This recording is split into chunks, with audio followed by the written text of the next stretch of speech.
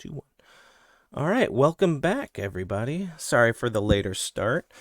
Had to do a little bit of one-on-one sessions. We start at 6 and then try to go live at 6:30. We'll see about getting that a little more on point. But last we left off, we had a group of wannabe adventurers putting down a threat to a farm. And we're going to pick right up right after they were getting ready to go and take care of a couple of maintenance things and bring up a mechanic for harvesting. That is a little bit after the fact. And we're going to kind of jump right into it since it's not usually a lot you have to recap on the first air quote tutorial mission. So without further ado, we're going to jump right into it. And hello, everybody. You should be good to go and talk now. I'm going to move you back to the farm. And we'll have a moment, and we're going to see if I can do something to pull focus properly. So this should work. Okay. Oh. And, a little bit of cleanup. Okay. So there we go. All right. So there was a couple questions about harvesting. If I can get a quick roll from our resident edgelord now. Kip, if you want to give me just a one-time roll for a nature check. Well, actually, this is for you because you have the tools. You would just do a harvesting tool check based on dexterity. And if you want to give me that, I will let you know what you get.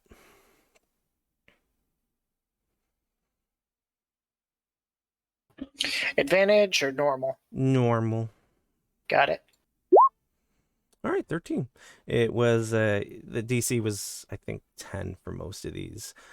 So from the insects, you get several days rations to cover the trip back. If you want a cooked insect meat, you absolutely can. And then what I will need from you, if you were going to harvest anything from the collected demons there, you absolutely can. I would need one for the mains and one for the rudderkin. There's 2 different ones, so 2 more harvesting checks. What would be the associated with knowledge for this? It's just you have the tools, so you don't need the associated knowledge for an ability check. I was going to see if I could get someone to do the help action. If you want to do the help action with somebody's guidance, if they're not proficient with the tools, they would need to be proficient with religion to be able to help you. Nope. I can help you with that. Thank you. All right, so you can do both those rolls at advantage. Okay. Still a dexterity? Yeah, because you're manipulating the tools, so it's always going to be a dex check for you unless you can give me a reason you would want to do it some other way. But I'm pretty sure dex. I would love to use any other stat, but I do not have a good reason. Oh, I mean, what other stat would you like to use?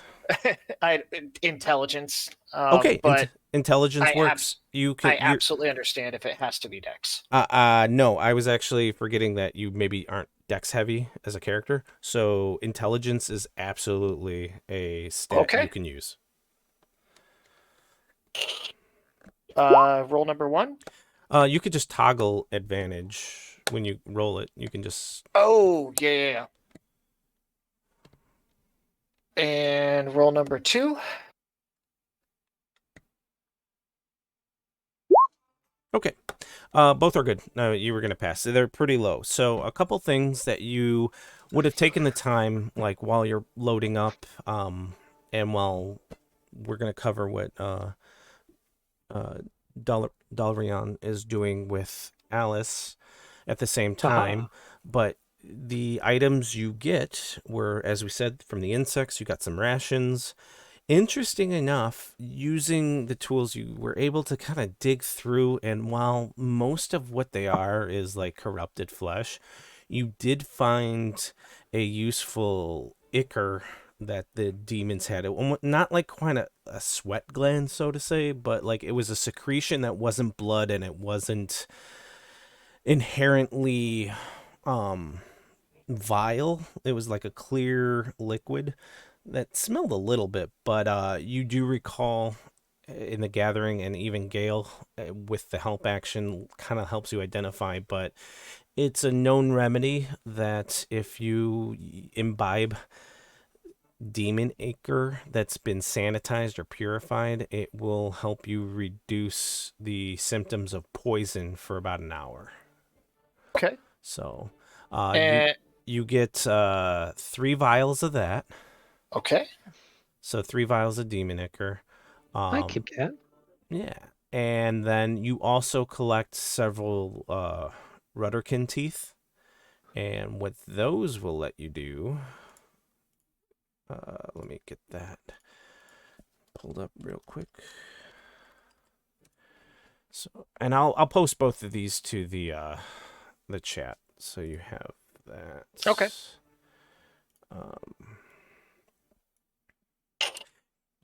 And I'm doing a real quick die roll.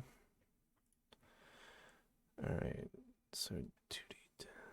Cool. So you also get. Oh, only 3. Most of them look to be of smashed and pulverized nature, but you do get 3 Rudderkin teeth. And so sorry for the wall of text. No worries. I should have done that. So the first part is the demon ichor, which lets you know you have resistance to poison damage for 1 hour.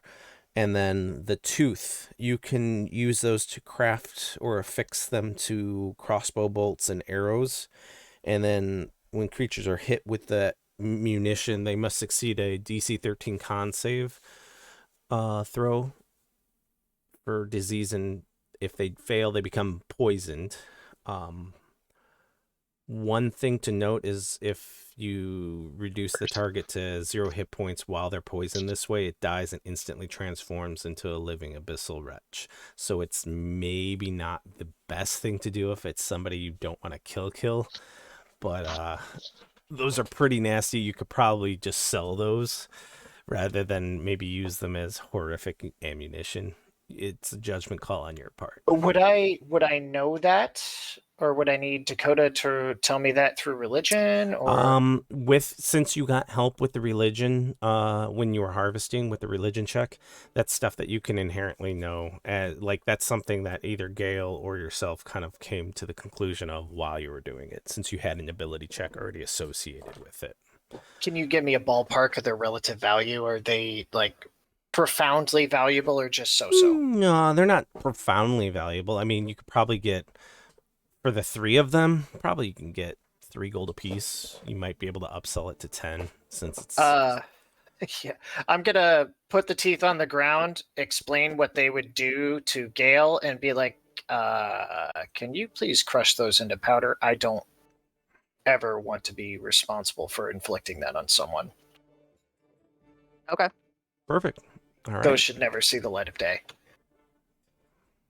And it almost was a dawning effect. It's like, yeah, wait, the Rudderkin likely had bit the insects, and so when the other demons were killing them and they were rising back up, you think that was a similar effect.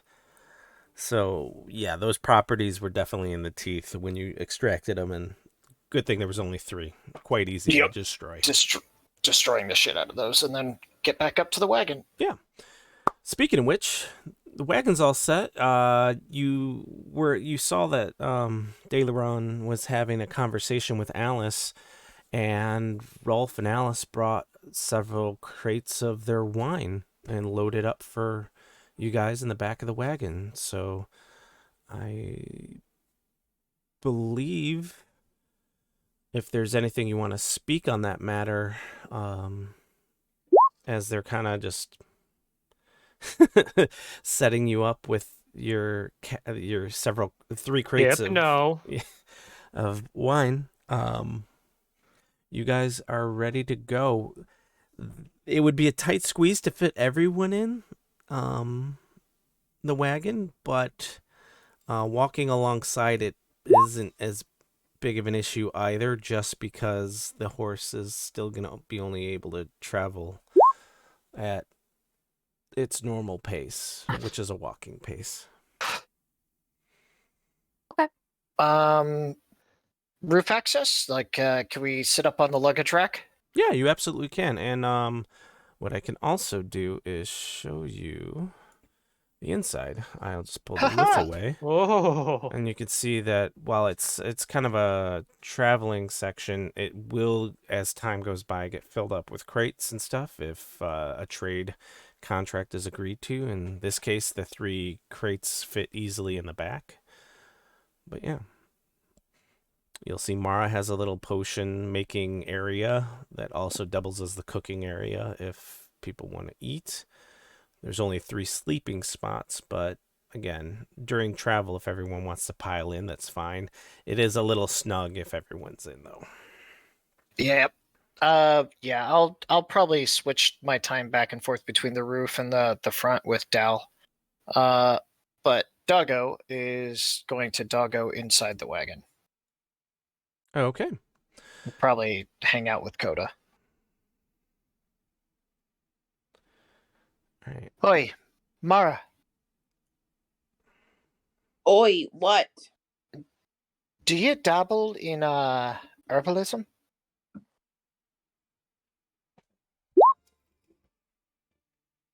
Maybe. What's it to you? I extracted some ichor from the things we killed down below, and I think it could be quite valuable to have on hand if it can be refined into some sort of potion. We'll take that. I will hand over the vials. Anyone have any ideas how long we're going to be on the road for? Would I know how long it would take from where we're at to get to Unthrion? Yeah. In fact, I can go over that with you guys as well. Let me pull that. Does everyone have a handout of the local map for Unthrion? Yes. Okay. So it should also be gridded, which should help you to figure out timings. If you pull that up, and I will pull it up on this end too. That's not where I want to be. So, what I will also add to the write-up is each square is about 50 miles worth of travel, and the travel rates are, I'm just going to add that to it. You can get about a normal pace, about 30 miles a day, but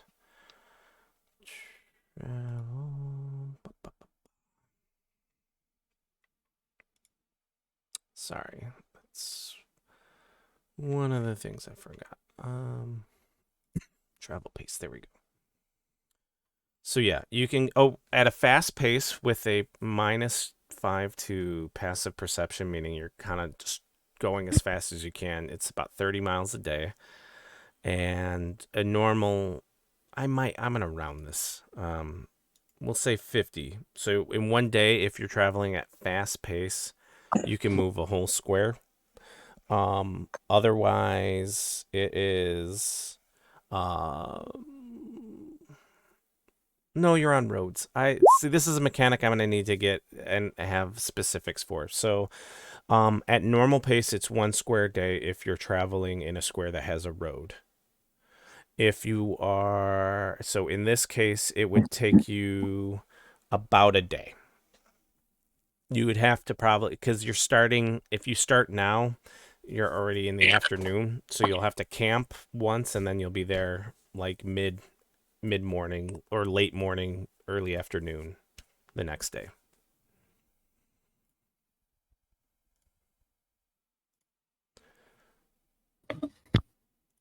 So you can, long answer short, it's a day's travel, but considering you're halfway through today, you'll likely just have to camp once on the road, which isn't really a big deal for you.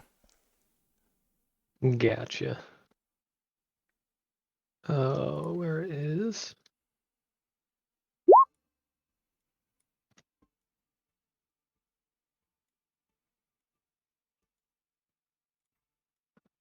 All right. So as everything gets kind of loaded up, I square up with Alice and Rolf. Hand them 12 gold coins and look back to make sure everyone's ready to go. Are we all situated? Hey, Yeah, I'm good. All right. Sean stepped away.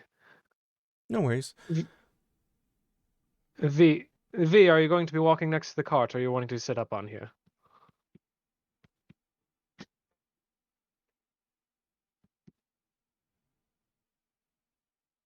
No? Okay. And so maybe even be can literally like while the horse is attached, like if she's awkward about it, she can even Oh. set There she up goes. on the horse. But yeah, all right. So we have everyone in. All right. You take off. Rolf kind of waves goodbye. Alice is counting the coins and kind of just checking each one to make they're real. Not necessarily the most trustworthy lot, but if the coin spends, it's all good. All right. You spend about the better part of 8 hours traveling. And you're coming up along a path as sun is about to set. Not quite yet. Still good daylight. Yeah. You come across on the road. You can give me perception checks if you want actively at this point. You do notice that you're coming up against a clearing. I'm pretty sure you can all kind of see what's going on slightly, but the horse pulls and rears from your normal pace and kind of slows down. At first, you think maybe it's just because it's tired, but No. yeah, you're not really keen. You're kind of like, hey, yeah, yeah. And at moving it, Kip, you will notice, and I will bring your attention on screen to here. Oh, I see a black screen at the moment. okay. You cannot see that far. Oh, one I see a second. mostly black screen. I'm not sure if it's Yeah. intentional. Oh, 1 second. It is still daytime, so you need to be in daylight mode. That should be better. It should only have been obstructing at nighttime. So, that's an 18 for tag. yeah. Tag has advantage on perception. Yeah. Is it related to scent? It looks like scent might come up. Oh yeah, very much. So you all should be able to see it in Kip if you wanted to even point it out to Dalaran, who's still kind of struggling to get your horse back on the move. Yeah, Oy. there are definitely carnivorous looking hounds, perhaps. I mean, if you want to give me a nature check, it's not out of the realm of a hard DC, but I'm gonna put my hand on Dow's as he most likely pulls back on the reins, and then quick pound the wall twice. Oi, need some more eyes up here, Okay. I'll put my head up. and I'll point out to Dow. All right. With him pointing them out to me, do I see them at this point? oh yeah, I mean, They're pretty fact, obvious. yeah, it's not hard at all. It was just you were Gotcha. in this case you were more focused on the fact that your horse The is horse like, was rearing. nah, bro. Nah, bruh. I don't like this. All right. With that, I kind of like pull the cat off my lap, throw it into the cart behind me, Mhm. and kind of uh, get ready. Are they looking our way at all, or are they focused on this creature They're that they're snacking on? they're very much focused on what they're snacking on right now. You've made noise, but they don't seem to be driven right now by any type of noise complaints. You have the feeling that going any further, either you're sent on the wind or the sound may come into play, but you're outside of their comfortable range for for eating. Like, You said a knowledge nature check to identify them? Yeah. Okay. No. You need me to roll a perception before I. They're no, it's puppers. been pointed I was out, gonna say. so anybody can. Okay. They're within visual. Yeah, Gale, they're common wolves. You're very much aware they're not big dogs, as Dalrion is want to They're just believe. big puppers. But But I know that like we can't possibly like just give them a wide berth and stay on the road. you can try with that nat 20. You're convinced that you would need to provide. There would need to be some stimulus that brings their attention away from the road before they would be tolerant of a horse of the size that you have making its way through. She's rather big. I Um, don't think I have that spell yet. can I try to modify prestidigitation for this? How would you like to try to modify it? Well, I can flavor food. Could I change something scent? You can make a scent. It's Do within we- it's within the realm of prestidigitation to make minor smells. Do we want to try to slide by, or I would prefer to try to slide by as opposed to just attacking creatures of the woods who are doing what creatures of the woods do. why? I'm just more concerned in case they come after the horse. I mean, most of us can get out and walk alongside I or walk may, behind the horse. if y'all are willing to take a gamble, I think I can help with this. Uh, I'll also give you, Gale, that with the nat 20, given sufficient numbers or threat or size, there's a chance you could scare them off.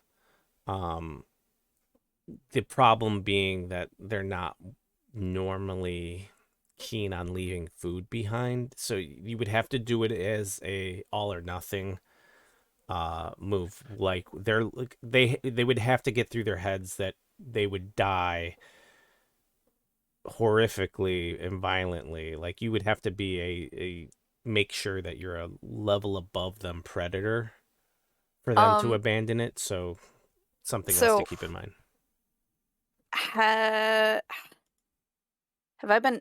We haven't been resting long enough to have regained any spells, right? No. Not well. Kip has. Kip has had the short rest in the wagon is fine, but you haven't had a long rest yet. In fact, you're very close to needing to call it for a night, for lack of a better term, and make camp. And Yeah. Dal, What's up? can you link yourself, me, and Gale for a moment? Oh, absolutely. I expend a die for that. Because since we haven't gotten a rest yet, I can't do that for free. 3 hours. I'm No. going to place my hand on the horse's rump and just be like, Gale, if you can help me, you seem more nature-minded than me. If you can help me get the scent just right. And I'm going to try to make the horse give off the scent of basically a bull bear's musk.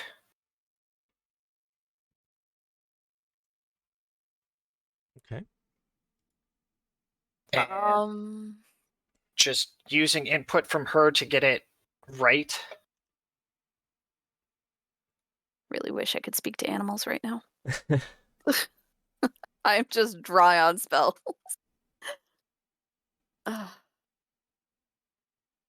Yeah, that smells pungent enough. Then I will prestidigitation to just cause harmless gusts of wind to push that scent towards the wolves. Okay. As we get closer, just Yeah. hopefully they'll smell alpha predator and just stay away. Okay. Noted, and I will have you make a deception check. Okay. Oh man. Oh, and by the way, just for your Can I No, that I wouldn't be able to provide any sort of help action on that, would I? He's already You- he's got the help action from Gale to try to get Okay. it right. So We're also mentally linked, so you could give me pointers. It's true. yeah, I mean you're already getting an advantage on this deception check. Okay. Oh, I'll nope. make bear noises. Rawr. I will solicit it from you once I determine their Sure. their DC. insight check. Yeah, I've gotta get that.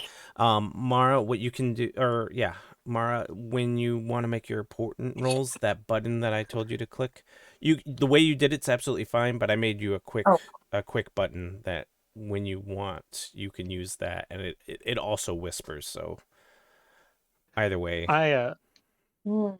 I lean back and ask V, would you mind handing me a pot and a pan out from the kitchen there?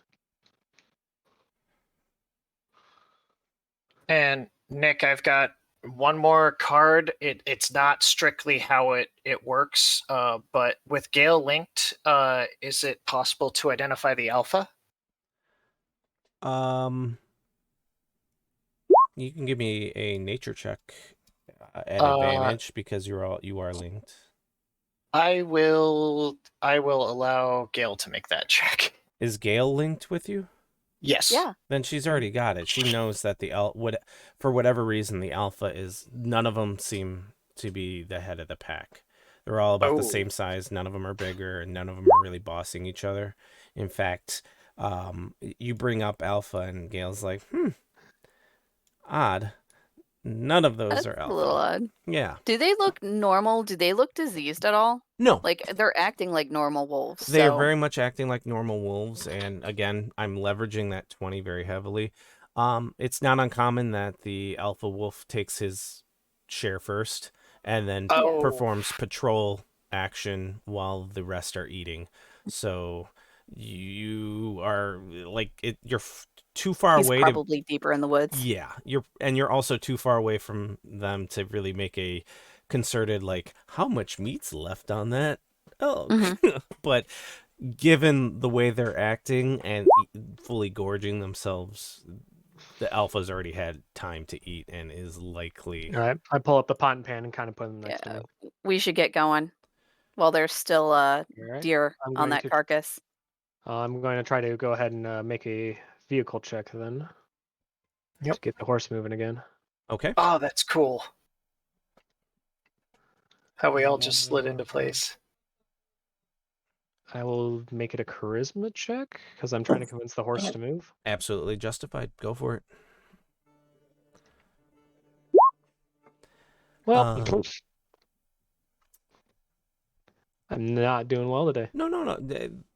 It's an opposed one. I haven't set the DC yet, but I'm pretty sure it's going to be 10 because of how far they are. And he's trained. Gotcha. So, That's true. yeah, you made it. It was a 10. Good All right, pony. Good. So I will start Boy, moving you. come on. It's all right. You will likely, with it only being an 11, you might need an animal handling check in a bit, but not yet. Oh, shit.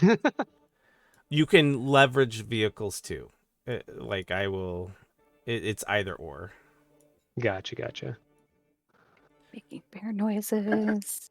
Making right. bear noises. And you start making bear noises right around here? Is that? Yep. Okay. Yeah. All right.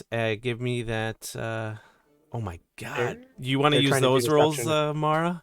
They're a little different. That is the best ever. Okay. Yeah, so you can give me that that advantaged deception check now. I have rolled my insight check. Or actually, wait. That's me. Go ahead. You can make the roll. I will do the opposed roll with you guys and put it straight up so you could see it. Yeah, and I've got a trump card if it looks like they're going to pay a little too much attention to us, Nick. Okay. I'm proficient in intimidation. Fuck Johnny yeah. has to roll deception though. Oh, I didn't know it was me. Sorry. Yeah, Sorry, because Steph. you're the one making the fake smell. The smell. Gotcha. Mhm. +7 to intimidation. We're good. You're also at advantage. It's true. 27. Nat 20 though. Hey,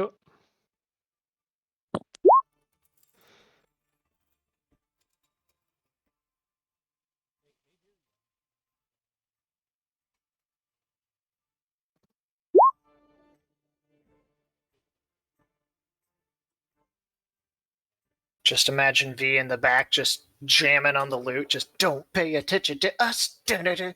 Don't be suspicious. Don't don't be be suspicious. suspicious. So excellent job, as they're very much aware of you, but Just this blonde girl in armor standing on the cart going, "Rah!" yeah, Roar, I'm a they want bear. nothing with it. At first, they start to try to drag the carcass with them, but then like they've had enough, and they all bolt into the woods, leaving the elk behind. Yeah, far. Yeah, and Dal just kind of looking over at the elk like, elkhorn is a commodity. No, No, Oh. not worth it. I brought you some shite from down below while you were dickering. A deal's a deal. I'll go ahead and get the horse moving along the path then. yeah, I've got enough food to feed us for the next several days. Dal I don't want to pats eat under the bugs. driver's seat. Oh, I have plenty of food with us as well. It's just crunchy protein.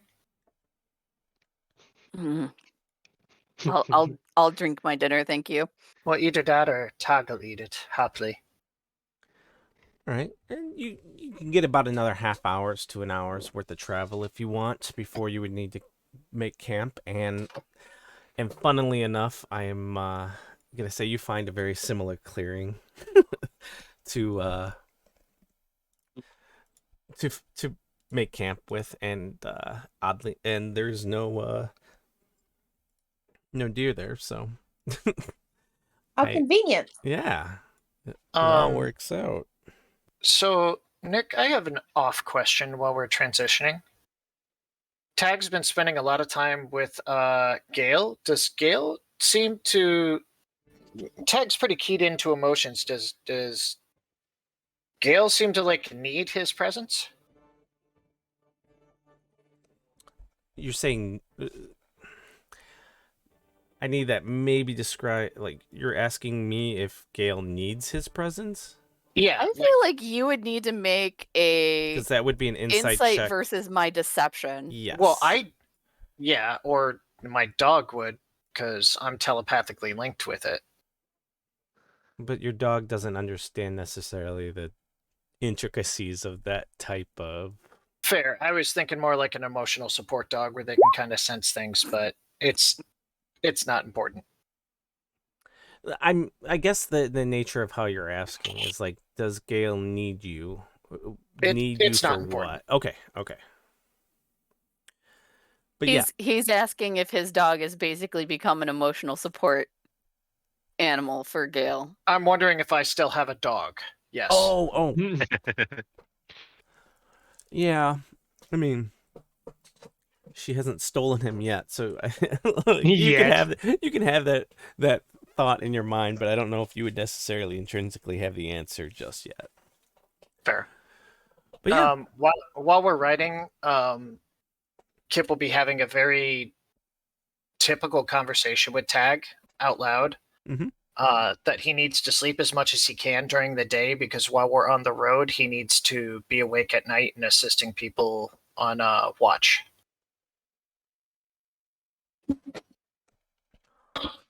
the dog kind of yawns and like looks at you like, I sleep all the time until you need me. Like, of course. Well, You don't have to ask me twice. He's Yeah. just like I'm not telling you per se. I'm more asking, are you okay with that? I think he lets out like a gentle fart and kind of just falls asleep. Like, Okay. Oh, Tag. Oh. I'll just be glad he hasn't eaten the bugs yet. Just keep him No away. bugs. Just keep him away from the forest. Don't need him picking up on some animal's dung. Oof. rolling around in it. Oof.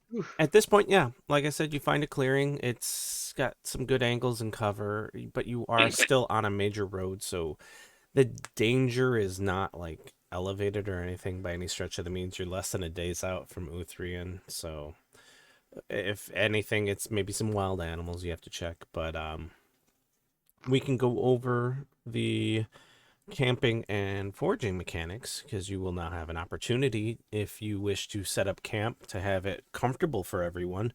You are 2 beds short of having it kind of all done for you, so I guess if you want to arrange who's sleeping where and who's taking watches, now would be the time to do so. And you can each either decide to help set up camp or perform the foraging action. And just let me know if you're setting up camp, how you're doing so, and give me a roll of an ability check that justifies how you're helping. And if you're foraging, then you can give me a foraging check as well. And you can let me know what ability you would like to use for that.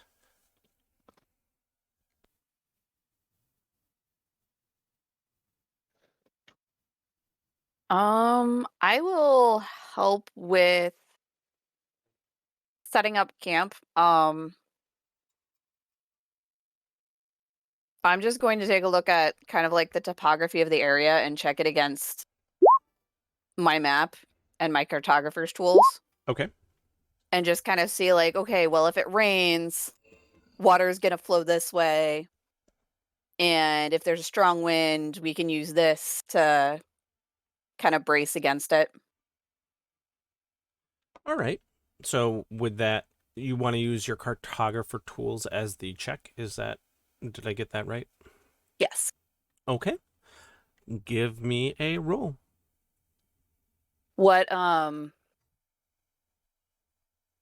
would that be? Intelligence?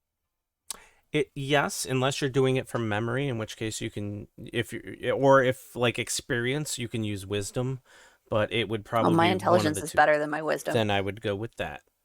I'm a paladin. Wisdom's a dump stat. Yeah.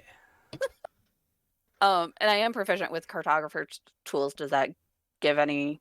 That gives you your proficiency bonus. So when you go to roll, it's gonna be the stat plus the proficiency bonus, which in this case you got a 21, which is 2 successes. So kind of going over the rules for camping, you're a party size of 5. So to make a satisfactory camp, you need at least 3 successes. You've already gotten 2. If everybody pitches in and you get to 8 successes, you get inspiration.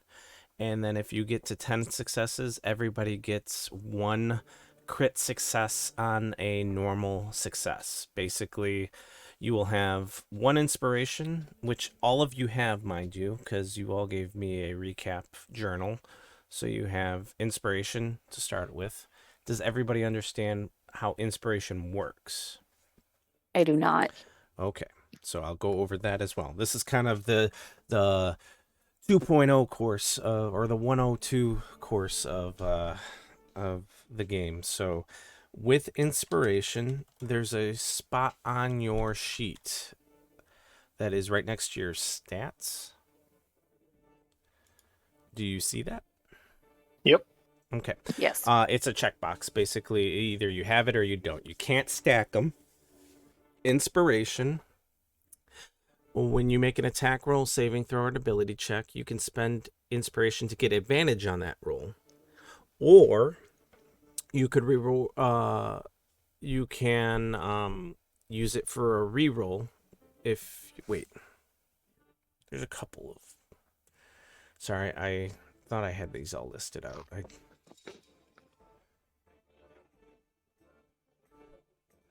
So you can use it as to give yourself advantage on a roll. That's a attack roll, saving throw, and ability check.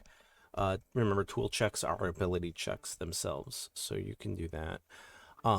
If you want to use it after the roll, but before the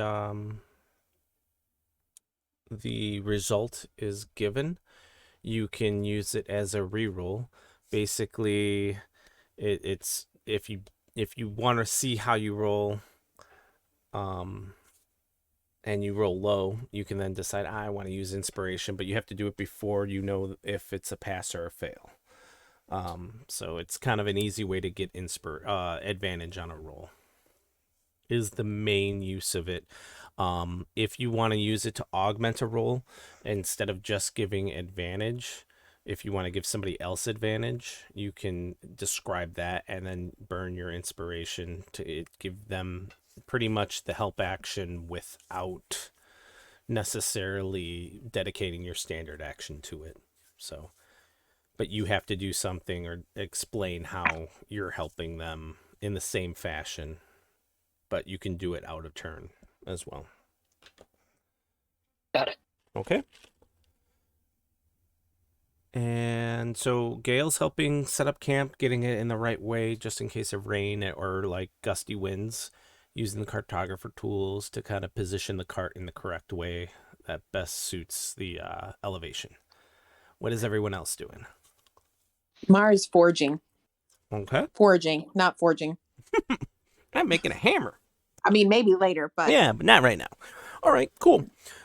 So in this case, you can give me, there's a couple different checks you can use depending on how you want to forge. You have an herbalism kit, so you can give me a tool check with that. If you're collecting specific herbs for herbalism or alchemy, you can use those.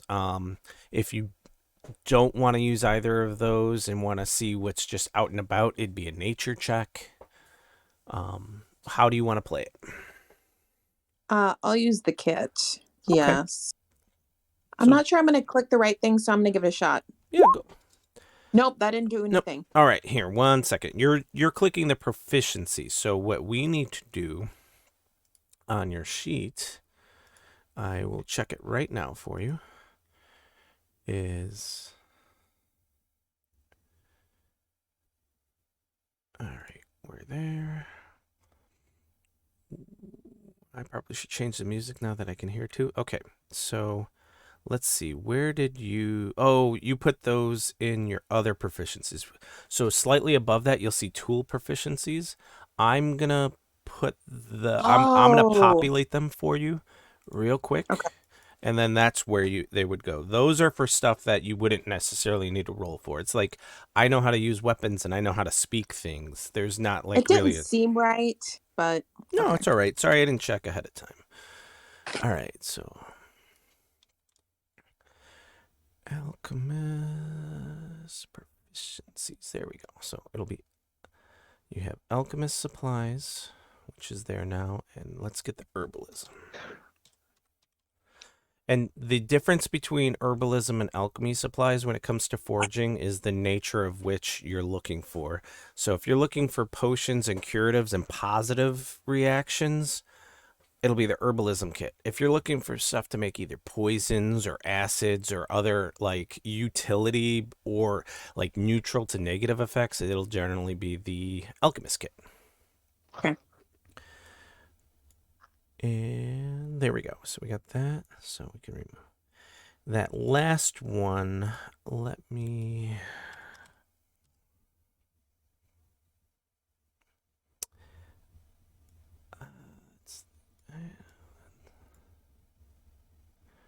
All right, I got that. And then the last one. There. I think we got them all.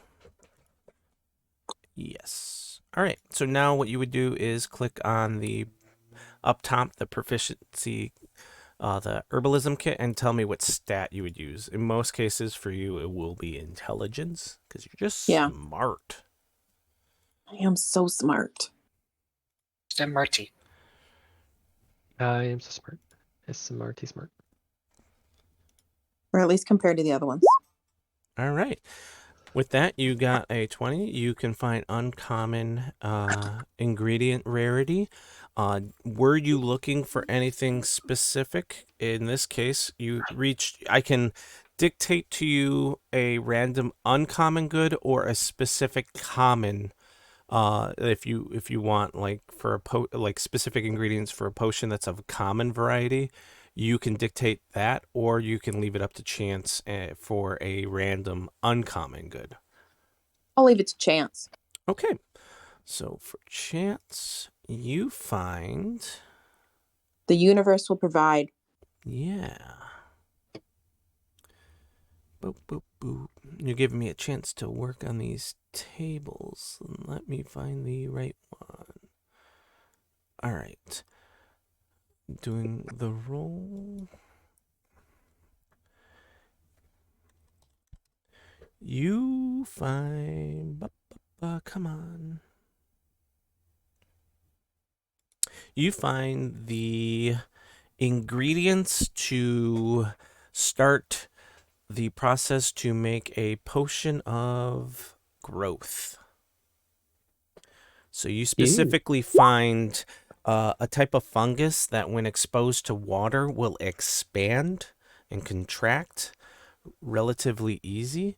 If you spend 2 days brewing this potion with those ingredients, you can get yourself a potion of growth. Awesome.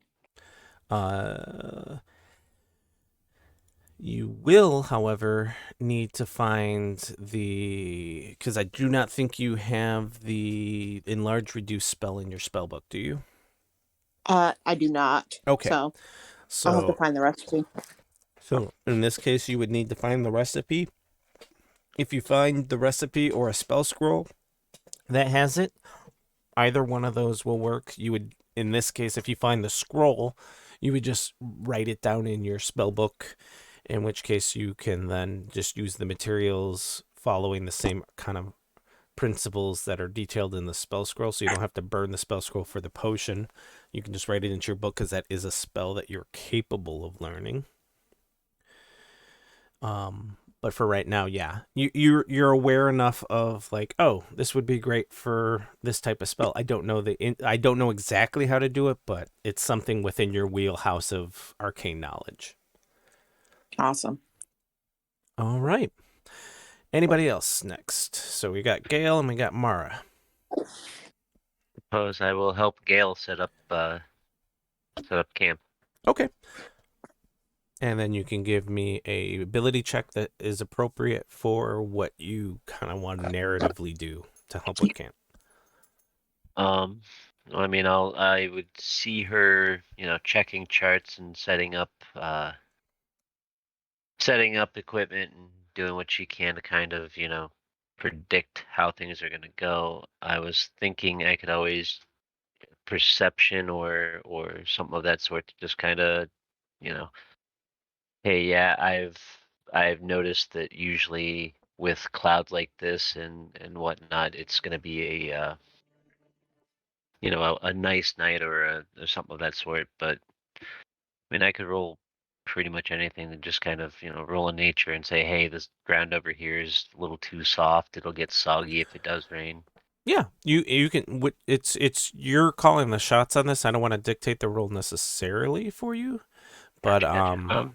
what you feel comfortable with. So yeah, a nature check would be perfect for like determining the weather. Perception check if you want to like look for, hey, these are vantage points for threats. So whoever's watching would want to look through these trails. Yeah, like the sky's the limit. So whatever you are comfortable with, skill wise, go for it. All right. Well, Hell, it I could be will a do sleight of hand if you were doing rope tying to tie down that. like the canopy. Perception, perfect. So you kind of Yeah. see the clouds are in a pattern that suggests not going to be much rain, maybe a little bit higher winds, and also just generally looking to your surroundings. You're like, oh, if something wants to attack us, they can get really close if we're not watching for that boulder over to the left. And you get one success on that. So we're currently at 3 successes for the effects of camp. What is Kip and Dalrion doing?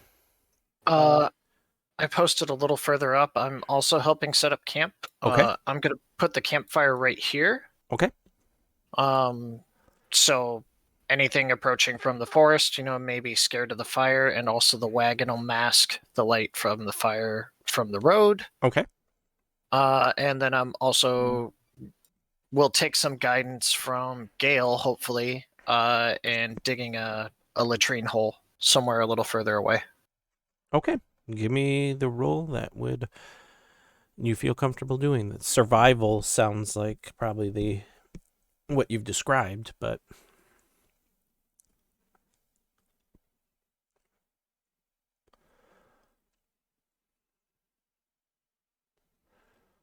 all right. Yeah, survival is not good for me.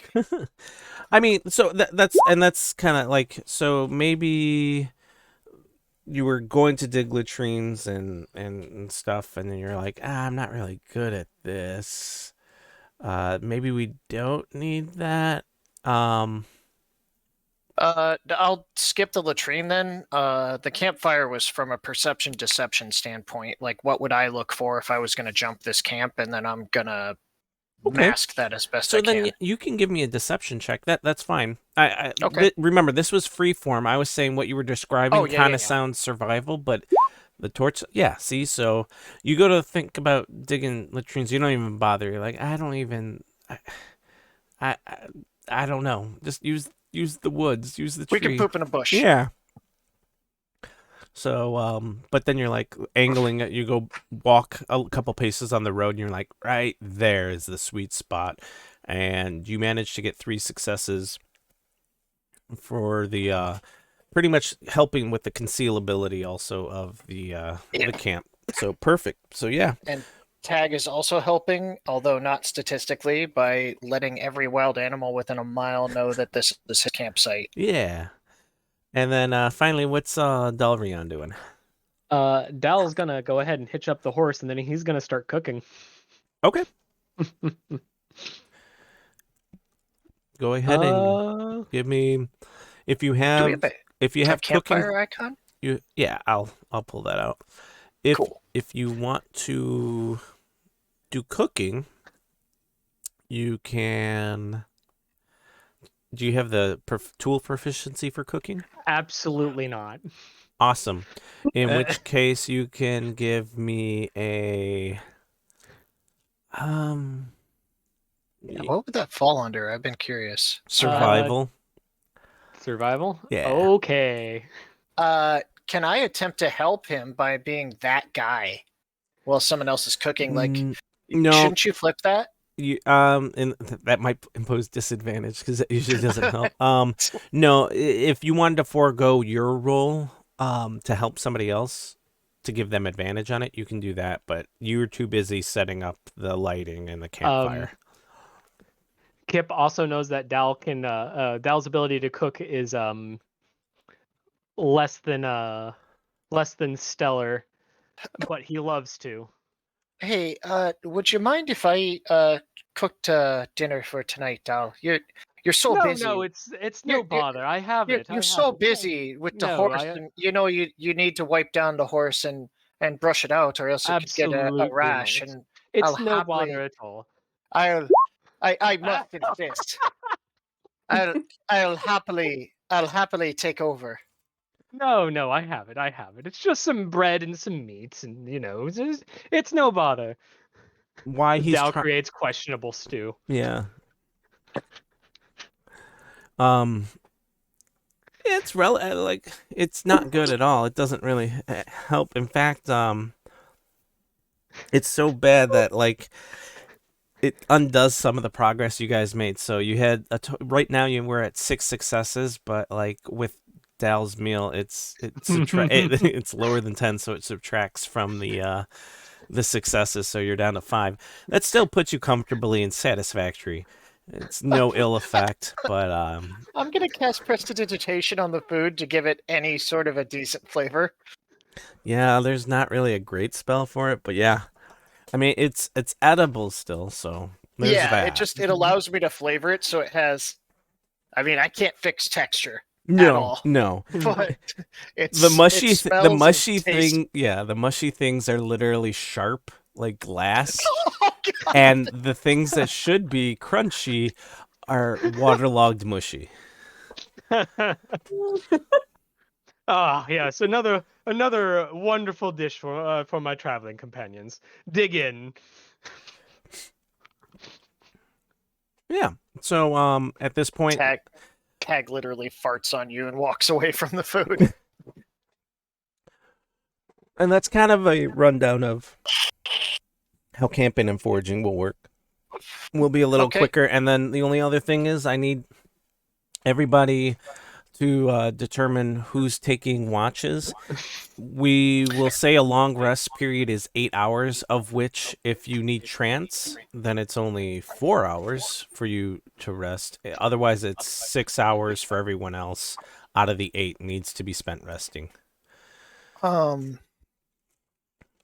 make it clear that I'm probably most useful during the darkest time of the night. Okay. And that Tag will assist people in perceiving any threats, and also be like, right around when the sun sets, there's a conversation with a friend of mine that you all might want to be present for in case you have any questions for her. Friend is a strong term. Ally might be more appropriate. But I can't reach out until the sun's at its lowest on the horizon. Well, I like to meditate for a little longer than most elves, so I'm going to go ahead and just cozy up into bed. You might want to be here for the conversation, doll. In case you have any questions I can't think of. I will be occupied in a manner that will become evident. I can take first watch. That's fine. That'll let me finish watch and get to sleep so I can restore all of my nonsense. All right, I'll take the middle watch then, the darkest part of the night. I'm last. Is it approaching Oh, you said that the dog will stay up with us too? Oh, hi. Tago sleep during the day while we're on the road. His nose is quite good, so he Okay. might be able to help you all keeping an eye out. Kind of aid you. Okay. He's a good listener. Hi. And he's, I'm sure you picked up on this, he's smarter than most dogs. Can you talk to him? Hi. Does he talk back? Mentally, Hmm. he can link up with you. It's his choice. It takes a bit of time, but he can forge a new link. Is he trustworthy? Like, He's if a I good- tell him not to tell you the things that I tell him, will he He's- tell you? He's the best boy. Okay. Okay. He's not exactly forthcoming with information. I have to ask. Oh, okay. No, that's fine.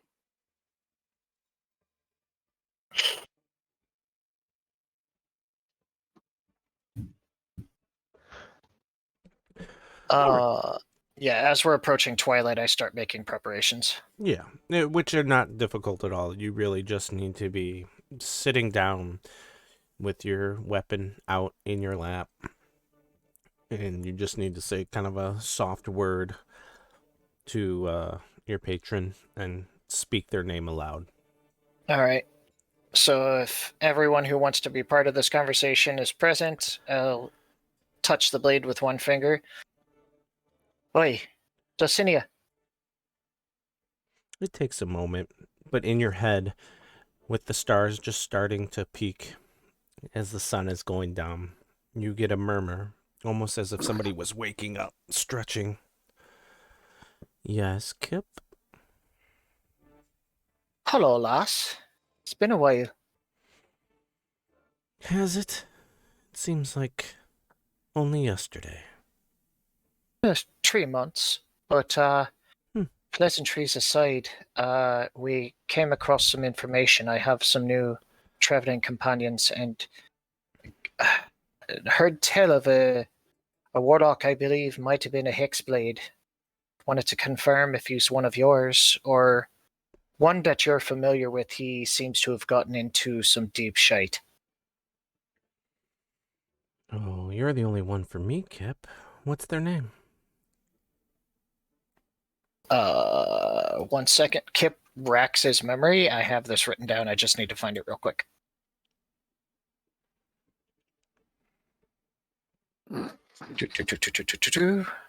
Are you broadcasting this or along the mental link? He is speaking out loud.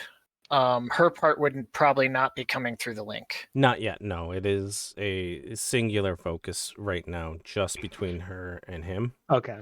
If he wants I to, will- if he wants to relay what she's saying, he can, but you don't get her voice yet. I will say the warlock's name. I can't find it. Fanfrit or from Eric's Glendelhop. yes. Thank you, Sean. Male, you said. I Aye. am familiar with the female version of that name. I might have been mistaken. Whoever it was seems to have bound a archdemon. Oh, The binding failed and the demon escaped. Stone Dagger, yes? Aye. Hmm. Is he talking to himself? No, he does this from time to time. He's talking to his Dulcinea, Yes. This is just as bad. I formally invite you to use my body as a vessel in case my companions have any questions. This will make the I don't- entire I don't know thing if I like easier. this. By the pact we have forged, I give my permission for the purposes of this conversation. I stand up, Well, thank you. utterly terrified. Well, this Uh, Kip's eyes roll back into his head. Oh, come on. I'm trying to sleep. Oh, you can always just sleep later, little one. oh Nope. my. I've been I don't called like it. forth for information about a previous warlock by the name of Fairfax Glindelhop. How can I assist all of you? What the fuck is that? Well, in terms of the It's not binding what, magic. it is who. I am Dulcinea. Well, it's a pleasure to finally make your acquaintance, rather than just hearing about you as Kip talks to his sword every so often. Likewise, his descriptions of you were lacking. I cast Divine Sense.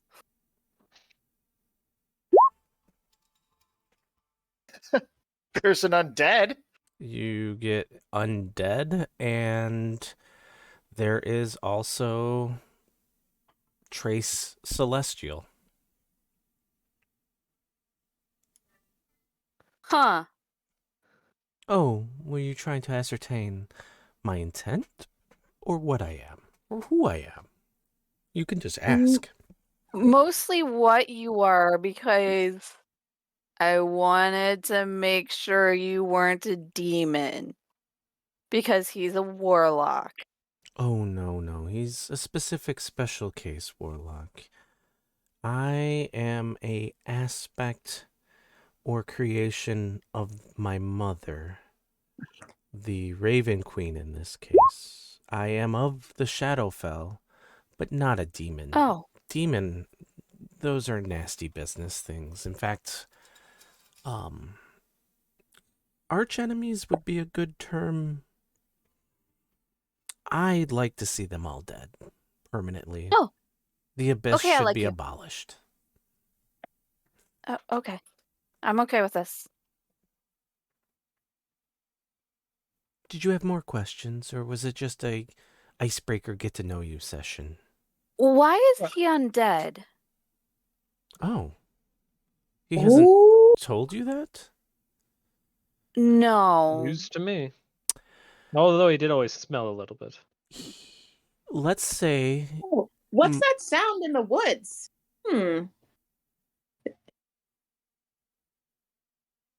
Maybe you should go check that out. I'm last watch after all. What? What? What? what? What? I like this game. What?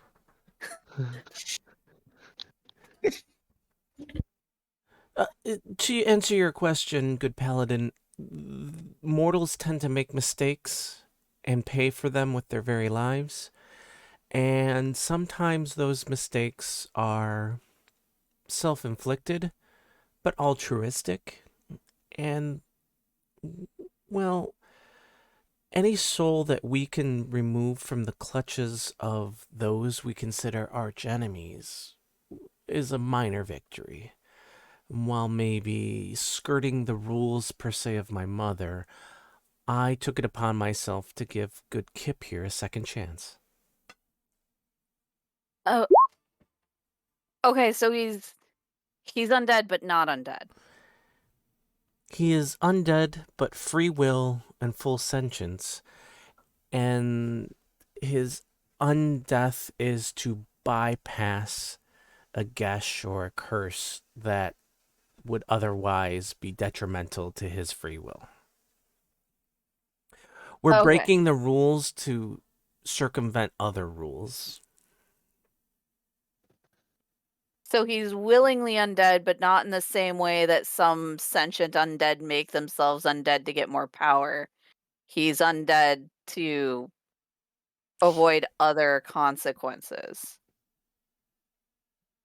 or worse situations. I mean, that is a great way of putting it.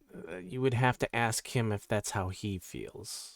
But I agree with the assessment that you've laid out. Oh, okay. Well,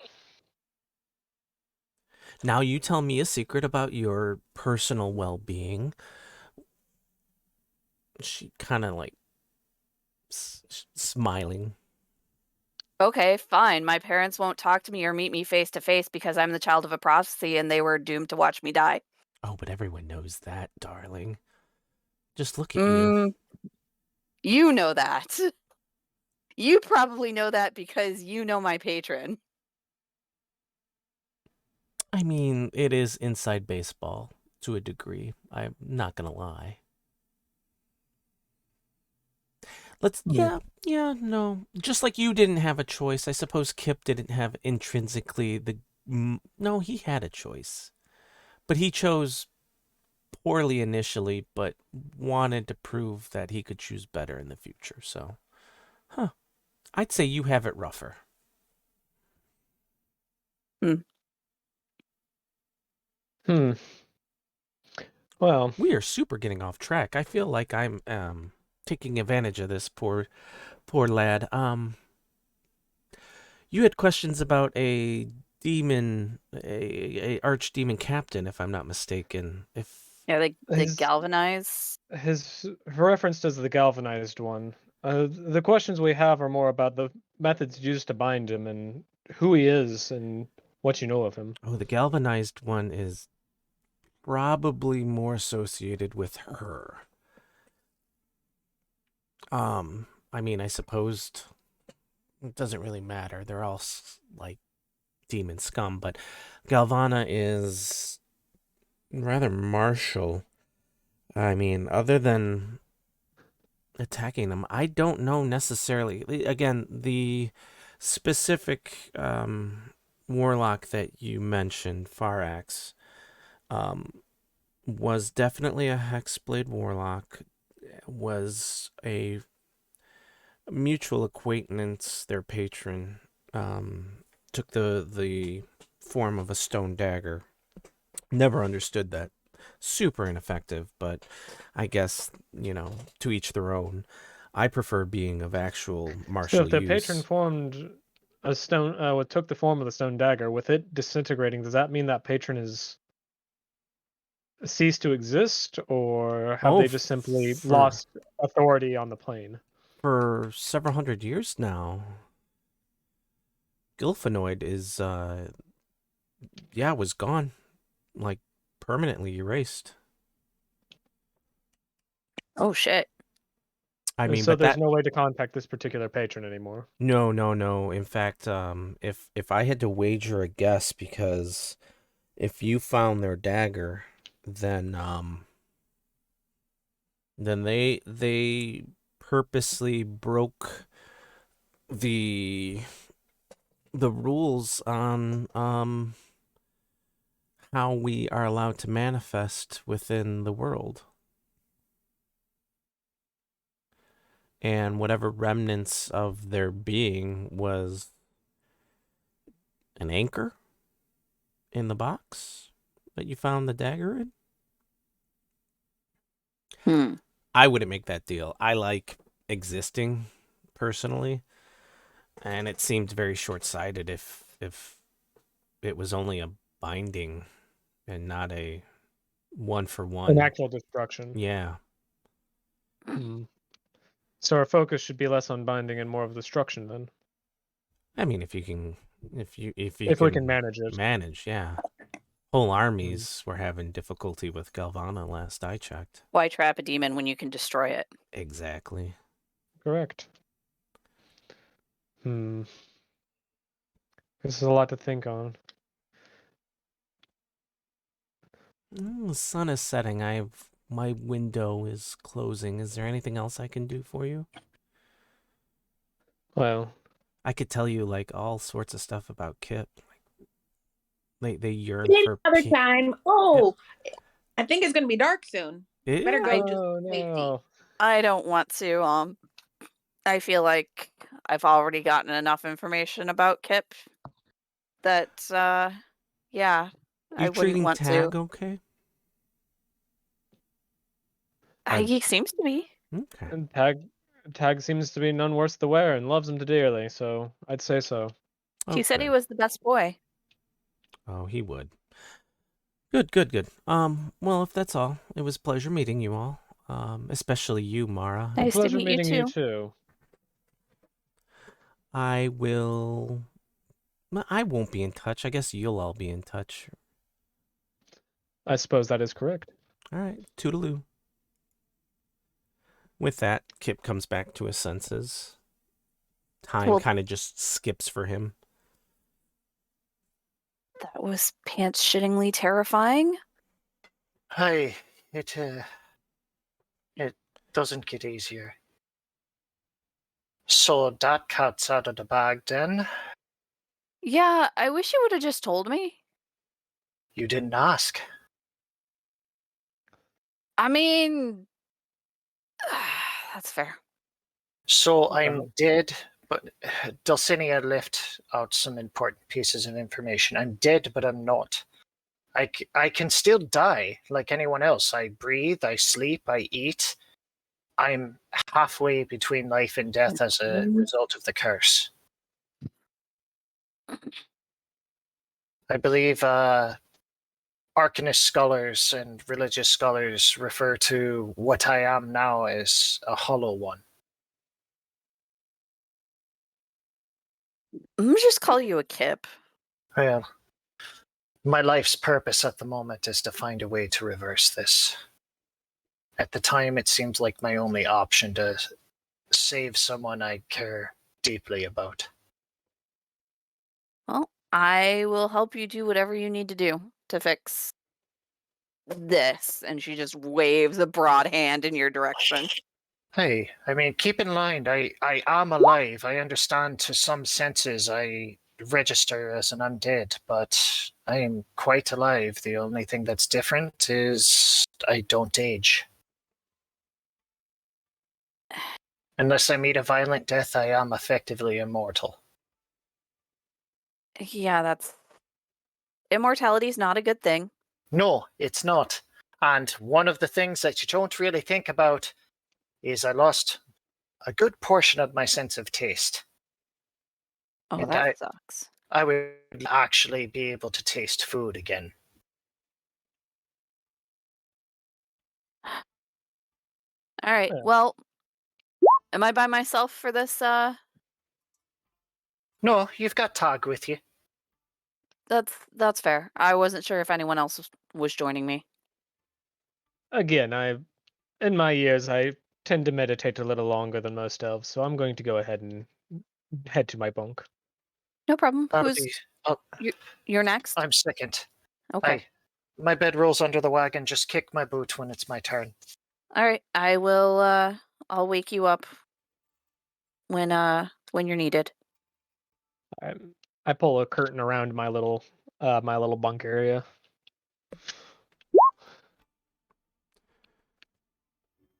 All right. With that exchange over, Gale, pulling first watch, feel Yep. free to give me a assisted, so add advantage, perception check. Who's the best dog tag? Who's the best dog? You're the best dog. That'd be a 14. You're the Nick, would you say it's been about an hour For what? since the watch started? Yeah. as soon as that you say that, you get a voice in your head. I'm the best dog. Yes, you are. Yes, you are. I give him ear scritches Oh. and chin scritches.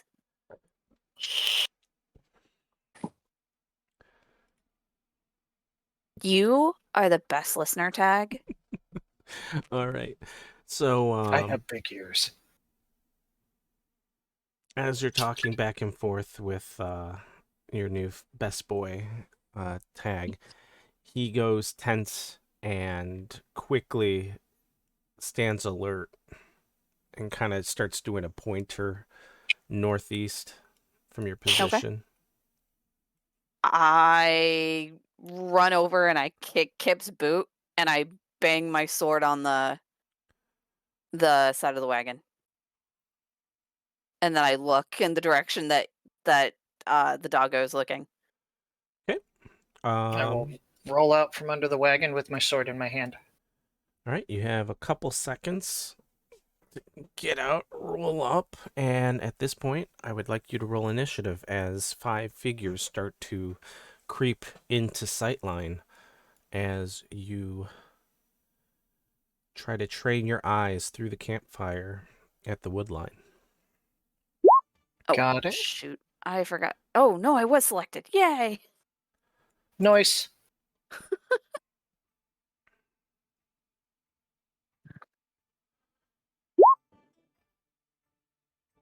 Told you to watch those woods.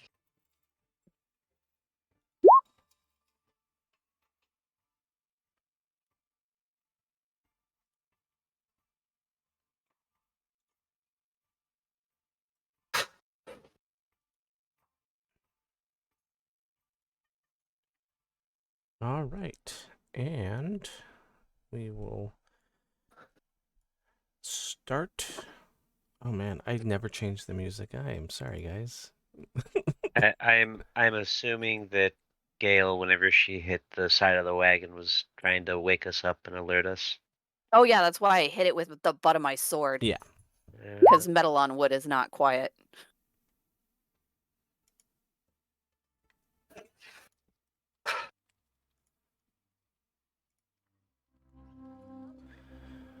All right.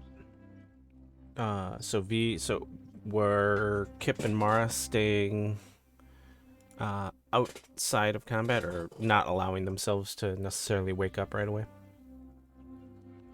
Oh, I guess I assumed that we would I lose mean, her if I too.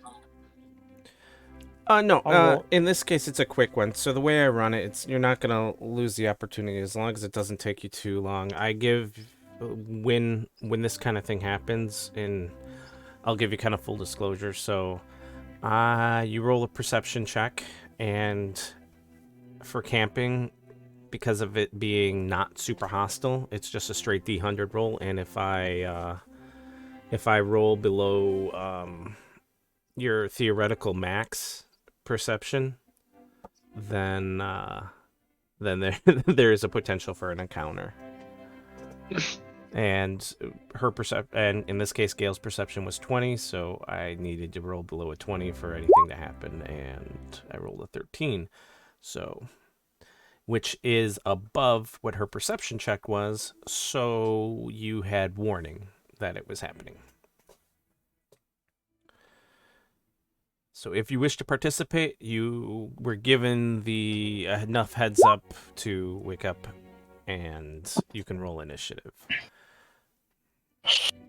Oh, whoops. All right. So this should be quick and easy in general. I think we have everyone. No, we're missing Give me Dahl 1 around, second. so yeah. I'll do another one and just reset it to the first roll. Okay. 22 point. Why do I always do that? It's descending. There we go. All right, and Gail, you'll get to go first. So go ahead. does- What's up? Gale would be first. You rolled a 22. yeah. Oh, he did. Where is he? He's all the way at the on the bottom. bottom. All right, let's move him to the top. Okay. So. Yep. And...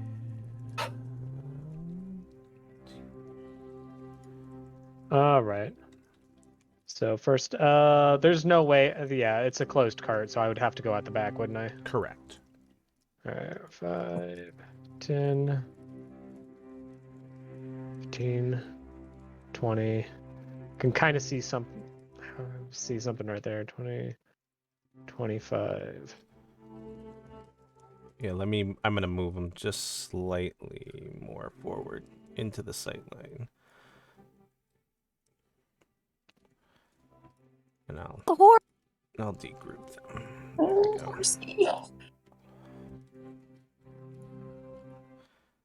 All right.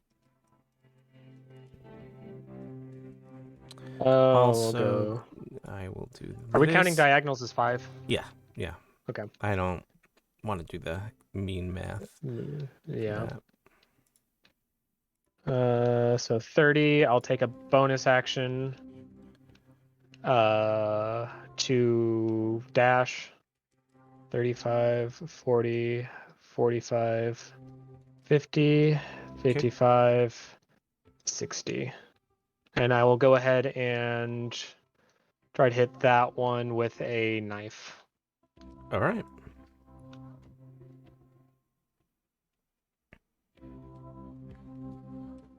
Do. Boop. Ayo. Jeez. Go ahead and Take off sneak attack because it's not technically a surprise.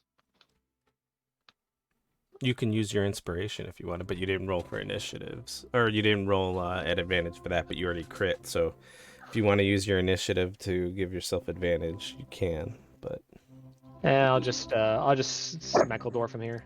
Okay. Bloop. Yeah, you throw a blade, figuring it to be a hostile threat. It burrows deep into its like haunch and its shoulder, and it just kind of slumps down, whimpering. Like slunch down dead whimpering, or just like Like it can't. I'm not assuming. Are you aiming to kill or yeah. incapacitate? I can incapacitate. Out of character, I'll let you know. In this instance, unless you're gonna baby them back to health, it's probably just kinder. It's gonna result in death. Yeah. It's okay, kinder then I'll just to make sure it's a clean kill. Mood. You hit you All you. right. You got a crit, so I'm absolutely fine with you saying that. I just don't wanna Yeah. like with it's kind of a if it was humans and they can like the community can tend for themselves, then that'd be altruistic. But in this case, it's almost cruel because. Gotcha. Yeah.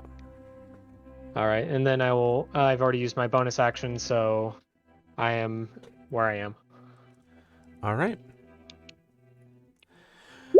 As seeing the wolf, its pack mate instantly downed, it snarls, and its attention was first drawn to the horse that is sleeping. That's now kind of with the whine and whimper from the wolf has startled the horse awake, but the wolf now considers you a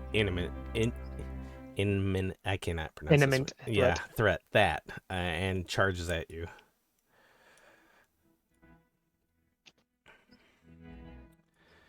It will snap at you with its jaws, and assuming this roll will go through.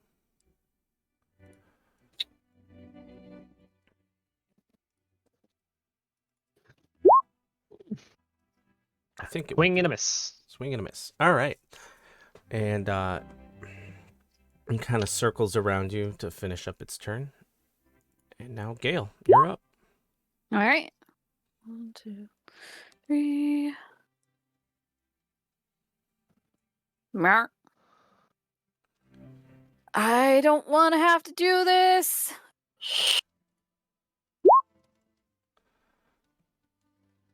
$15 to hit. You absolutely slice into it. What roll for damage? Trying to hit it similar spot as Daileron's dagger. You dig deep into the haunch, but it's not enough to lay it low. Tears It howls. Tears are like running down Gale's face as she's just swinging at this wolf. Yeah. Anything else? I think that's all I can do. Okay.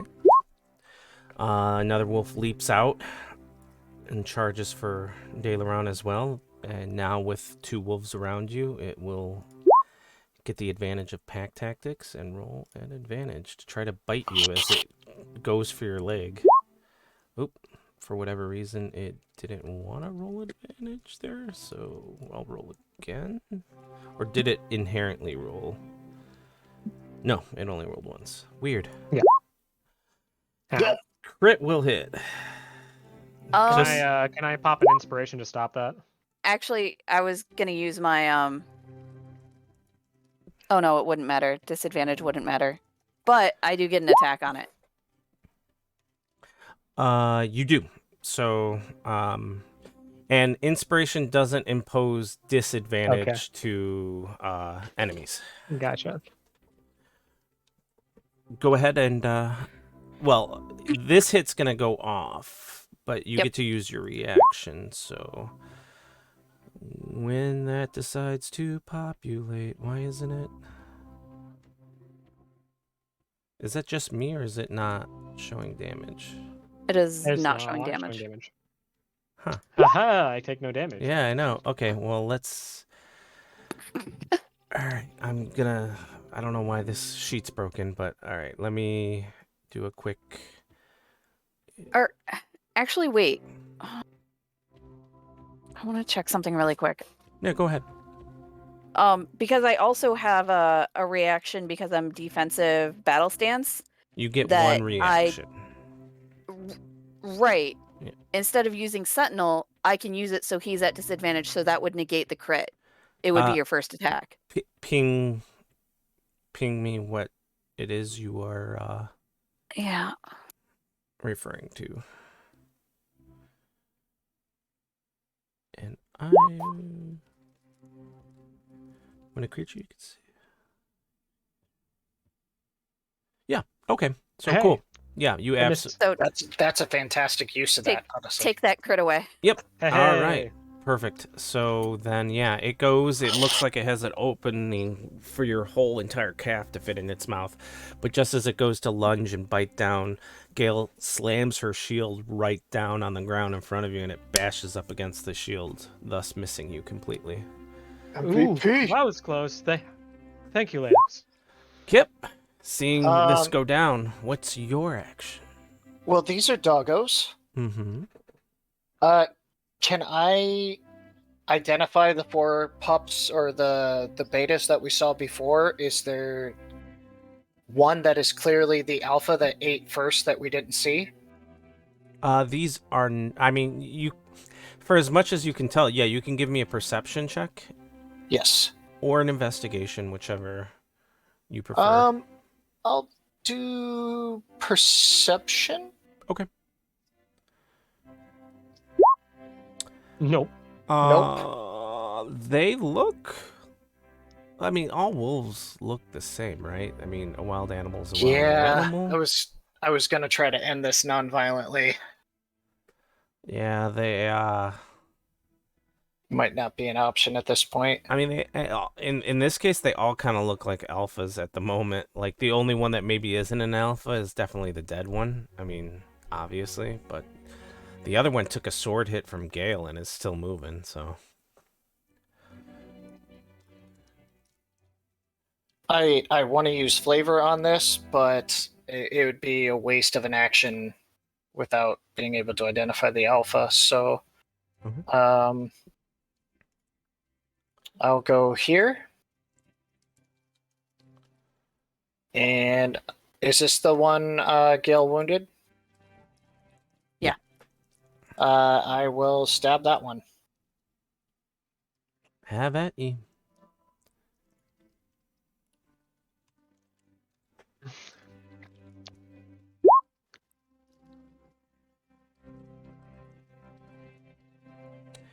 Yeah, you connect. Roll for damage. You gracefully kind of just get right to it and lay it down to rest right where it stands. With a quick flourish from your rapier. I do not like this. They're doggos. That's all I got. All right. This one comes running up, still thinking that the most lethal is Dalaran, and will attempt to bite as well. I am trying to see why damage is not linking, but try this. Maybe this will work. Oh. Alright, goes to bite. There we go. 23. Yeah, it hits. Right. At least it's not a crit. Yeah, at least it's not crunchy. All right. I need you to make a DC 11 strength save.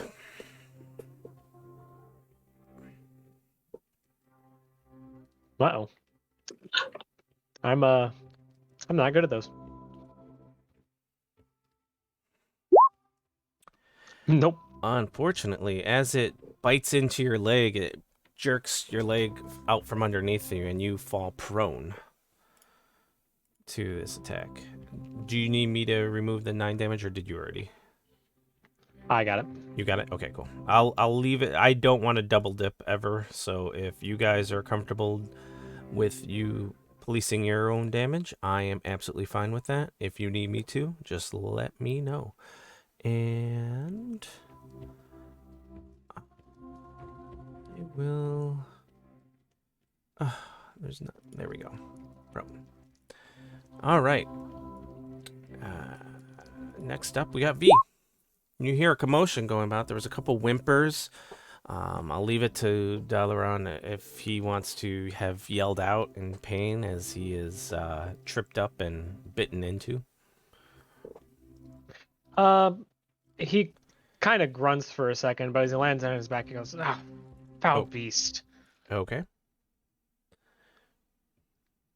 Oh, well.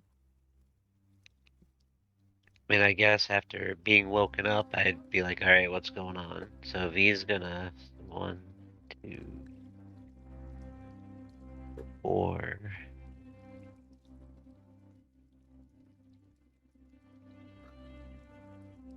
So she's gonna move out there.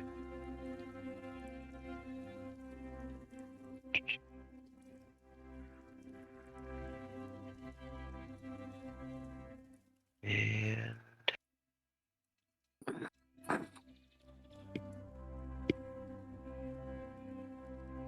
let's see. Do I have enough?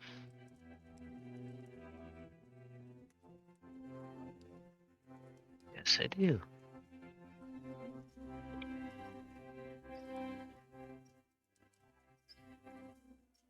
So V's going to see the group of wolves around her traveling companions and yes, see the one that looks like it's still out there a bit, and I mean, it doesn't really need to understand me, it just has to hear me. Are you gonna? Okay. So I'm gonna vicious mockery. I'm gonna mock the fuck out of that guy. Okay. Spell DC is 14, and this is Wisdom, yeah? Yes. All right. I want to hear the insults pointed at the wolf. Same. Same. I'm gonna point at the wolf, and I'm gonna go, "You are a bad, bad puppy." It Ow. You bad boy. it. Ooh, that's rough. Why is this That's shit? rough. Gale hears mentally, oh, Uh, that's weird. It's Is are we far enough along? It was only, what, 4 hours I rolled for? What do you mean? no, that's from the dog. Oh. Yeah, I don't have Speak with Animal back yet.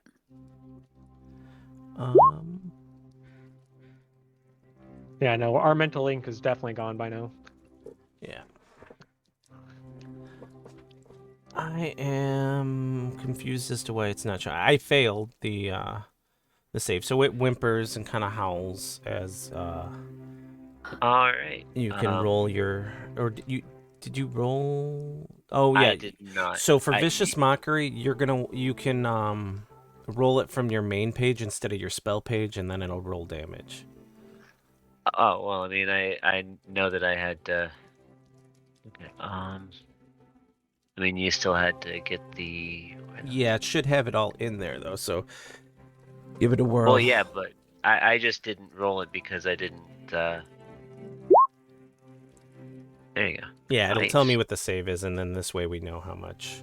All right, so yeah, it whimpers and howls, and then I believe this is a weird one where you would then click the show spell description on the spell, and then it'll show me the card, so that way I know if I, in this case, need to Gotcha.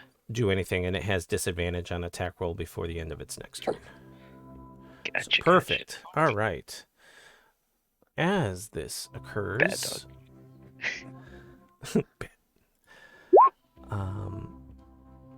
this one I can remove from the initiative order. Mara, your turn. All right. 5, 10, 15, 20. And at this point, I'm going to cast Magic Missile up to level 2. Oh, bring the big guns out. All right. Who are you targeting? Hey, they're too close to my horse. Yeah. I'm going to go 2 for each that are Okay. still standing here. Okay. Because I think, no, wait, it doesn't increase the number of missiles, it's increasing the damage. Nope, it It increases the number of missiles. Is it both? It doesn't Okay. increase the damage, it increases the number of missiles, which Okay, inherently, because you're shooting more of them, increases the damage. But they still only do a d4 plus 1.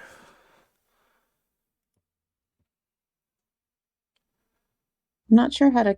So the way you would do this, on your main sheet, click Magic Missile. It'll pop up and tell you what level are you casting it at. And then you would just select that level and then hit OK. And it'll let them rip. Let's try that again because nothing happened. When you first click it, are you seeing a pop-up asking you? No, I was expecting one, but nothing happened.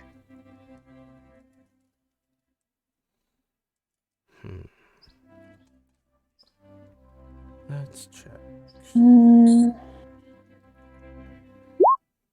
There you go.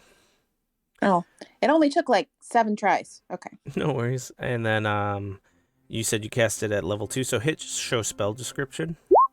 And it'll say, okay, so second level gives you an extra missile, so you have 4 of them total, and they each 4. Okay. they'll be doing each 2 damage. So you were doing 2 and 2, the one surrounding Dalaran?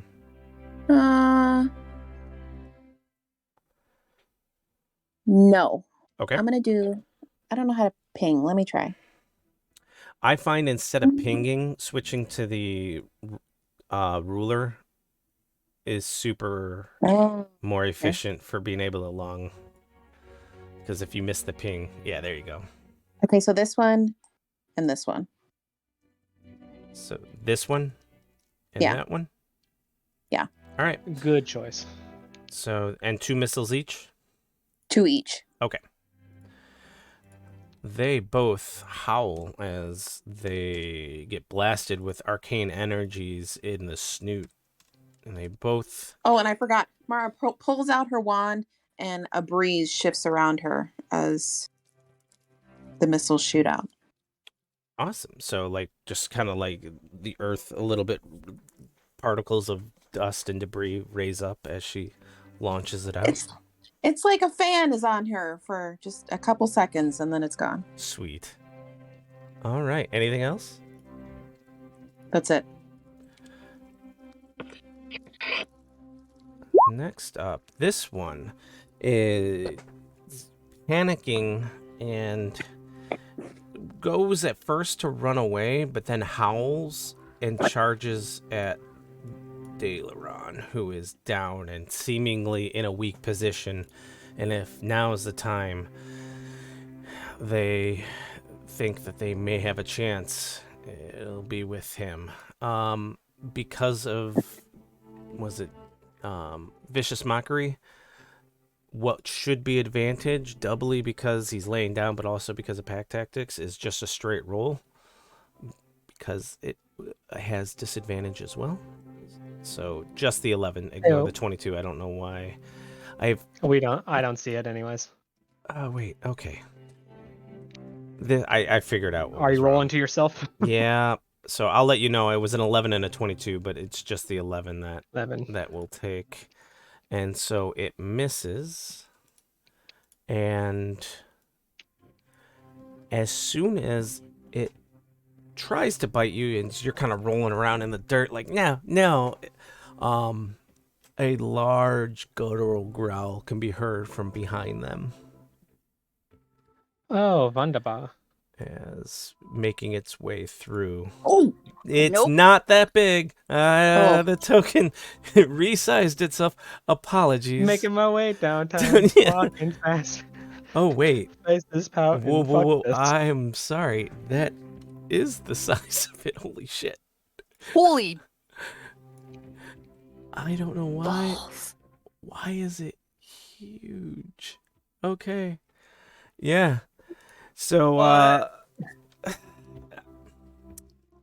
disagree. It's like the size of a Clydesdale. I would disagree with that. All right, no, audible. I had reduced its stats, so it's smaller. It's large. It's almost the size of a horse. It's not quite the size of the horse. The token wise, it takes up that much space though. Lumbers out, growling and snarling, blood dripping from its snout. As I will make a roll for the initiative. All right. And it is slotted in, but we're not following there. Okay, so I'm going to reduce it to that to keep it back and forth. All right, and I think that guy's done. So now we go to Daileron. It is your turn. You are currently prone on the ground. So I get to take half my move action to stand back up. Correct. All right. Well, that's great. I'm going to go ahead and try to use a knife on this guy right here. Okay.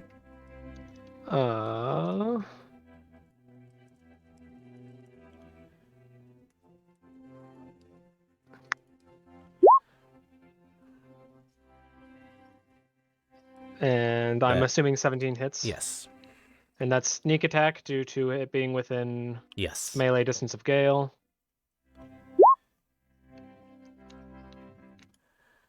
All right. It looks mortally wounded. It howls and yips at you as you get up and lunge at it with the blade. Which one was that? The one right above Gale. Oh, the one right in front of me? Okay. Yeah.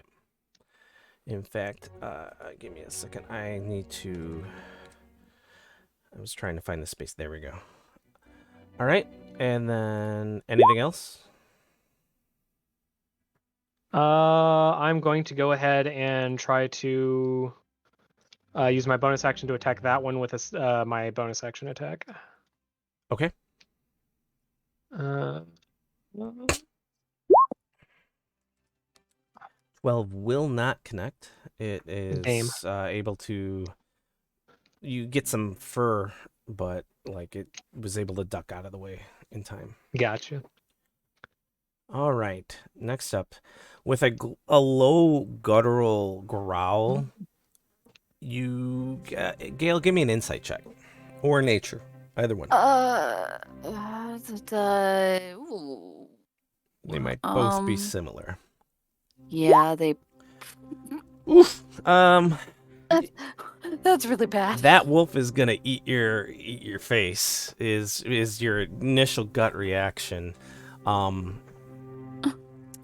but for whatever reason, oh god, how do I thematically? I did not expect you to get away. Can I roll a nature to try to figure out what kind of wolf it is? You want to use if you use your inspiration, I'll let you roll nature instead of insight. Yeah, I'll use my inspiration. Yeah, this is the time to use it. Okay. Yeah, it was totally at you, but then you think, I'm like, wait a minute, that's too large. That's a large wolf, obviously kind of an alpha, but the elves definitely know these to be guardian wolves. And while, yes, they can be hostile and ferocious and very angry, they also are called guardian wolves for a reason. They lead packs and try to police their own. They're not friends of elves, but the idea is the elves respect the guardian wolves because they keep rampant wolf behavior in line. So I kind of get the gist that he's probably growling at the other wolves, telling them to knock it the fuck off and come back to daddy. That would be a safe assumption. Even though it feels like it was growling at you, you are next to several of them. So that's probably where the misperception at first came. But Okay. seeing it in the campfire light, it makes more sense. Okay. And it just growls. It does not take another step forward and ends its turn. Gail, your turn. I will look in the direction of the guardian wolf, but not like make eye contact because I know that that's threatening to lupine and canid creatures, and sort of like incline my head just a little bit, and I'll back away. I know that one's probably going to take an attack of opportunity against me because I'm leaving its. Yeah, but it's also been already communicated to by the wolf. So, but it's also dangerously hurt. So I'm gonna say call high or low on this. Low. Does not. Oh, I'm GM'd roll it. I rolled a 32. Let me take that off. So yeah, it goes to nip at you, but it thinks better of it, and it starts licking its paw and nursing its wound. And I'll let everybody else know, like, Papa's just calling the kids home. Back away when you can. I will also say, if you have any, because it's still first watch, and you haven't started your sleep yet, you have a high enough nature roll to suggest that you can also perform lay on hands or any healing spells you have, because you're going to be getting them back after this anyway. Oh, okay. Then yeah, I would have, actually, I'll just back away that way so that I have reach on that wolf. Okay. And I'll lay on hands. Okay. I think it's only up to half their hit points, or however much you're deciding to give them. I don't remember the constraint on lay on hands. It won't put you over half, right? Or will it? That might be something completely different. That's a cleric ability. That's cleric ability. Yep, you're right. You're right. I'm pretty sure that wolf is dead as doornail, Coda. That's why. I mean, it's within within turns. So. Okay. Yeah, if it's still bleeding out, I'll dump 10 into it. Okay. As you go, which is actually pretty much all I have left because I used 5. I burned 5 curing disease on the on You Rolf. did, yes. Dal has no option but to trust here. Correct. They work with the elves, Dale. It's a guardian wolf. He's calling the puppies home. I'm hoping they heed him. So this will. Is that one wounded? Which one? The one whose initiative it is right now? Yes, very. Okay. Very. I have an option. I just need to take my turn. Yeah, I already used an action, so I can't do another heal. Yeah. So at the low growl, the injured one will make its way slowly. Do you wish to take attack of opportunity, Daileron? No, I'm gonna. He's gonna trust. And hides behind the larger wolf, whimpering, spending its rest of its turn kind of licking its wound. Kip. Well, I was going to try to heal that one. There's I mean, if you're gonna heal Well, one, yeah. probably heal the one that's like bleeding out. Die. This one or that one? The one that has the X on it. All right. If you could do it from range. Trust Gale. I'm gonna trust Gale. Okay. And shout out in Elvish to the biggest doggo. I mean no harm. And then I will Misty Step as a bonus action. And pour a potion down this wolf's throat. It's my only potion. Okay. And that's what, D4 plus 1 Plus healing? 2. D4 plus 2. 2D4 plus 2.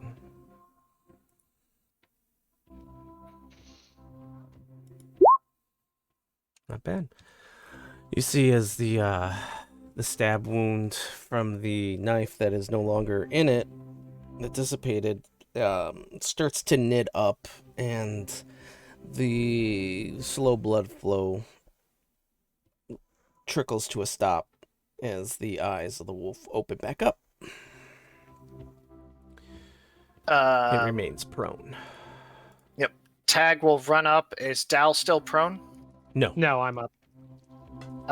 Will run up and gently bite the back of your shirt and start pulling you backwards. That's beyond his capability. Well, I mean, he but can't drag him for flavor. Yeah. because he's Okay, not okay. attacking. I just want to make sure. Yeah. He's biting your breeches and trying to pull you back towards the fire. So another dog is trying to bite you. I'm just kidding. All right. Anything else, Kip? Nope, that's it. All right. This wolf kind of snorts or chuffs at Daileron and at Tag, and kind of goes to turn around and doesn't realize that you are there, and does like a scared dog scamper around you and runs back behind the guardian wolf. V. Well, I mean, it looks like all the wolves are running off. I don't really see any that look very, very wounded. The one that is to right above the horse, and the two that look pretty bad off are this one and this one. Well, so right now I can see this. Oh, okay. It Yeah, cuts they've off gone right into here, the so I they've can't gone see into back the this. tree line. Yeah, so this one does look pretty rough. The one that's right next to Daileron. All right. Well, then in that case, I'll look at the dog and I will say, good dog. Oh. Its ears kind of perk up and its tail wags for a second. It's not straight up domesticated, but it definitely appreciates the effort. Well, I mean, I'll be like, good dog, go, but good Yeah, dog, yeah. but go. Anything else? And then That's the wrong button. That one now. 1, 2, 3, 4, 5, 6. And I'm gonna curl back up and go to sleep. Beautiful. All right, the wolf that just got healing. They both, because I've taken one out of the initiative order, so I'm gonna have them both act on this turn. Well, no, Mara. I'll wait for Mara. So this one skirts off into the tree line as well. Mara? By the way, the reason I'm going through one by one, even though it looks like combat's over, is to give everyone a chance, because I don't know if you're gonna turn heel or not. I'm not saying Mara will, but like if you have down the road in future instances, to give everyone one more turn before we drop out of rounds is usually how I'll go with you guys. Okay. She just goes to the horse and what a good horse. Gives the stink That eye horse to is that. shitting itself. Yeah, you realize that the reason the horse didn't stand up is paralyzed in fear. Yeah, that doesn't bother me any. Yeah. All right. Anything else? Nope, that's it. All right. So we'll go back to Dalaran after this one scampers off into the woods as well.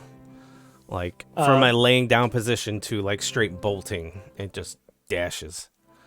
As Dalaran kind of stands there, he puts his hand over kind of the wound on his leg, rubs it a little bit, and looks over to the larger wolf and will speak in Sylvan and just go, "Thank you." It tilts its head. There is a moment where you realize that it almost nodded at Kip, but then you speaking Sylvan, it tilts its head in confusion. It's close, but does not compute. Okay, as it does that, I'll just repeat it in Elven. There, then it acquiesces and almost does a play bow. I nod my head in respect and I start tending to the horse then. Okay.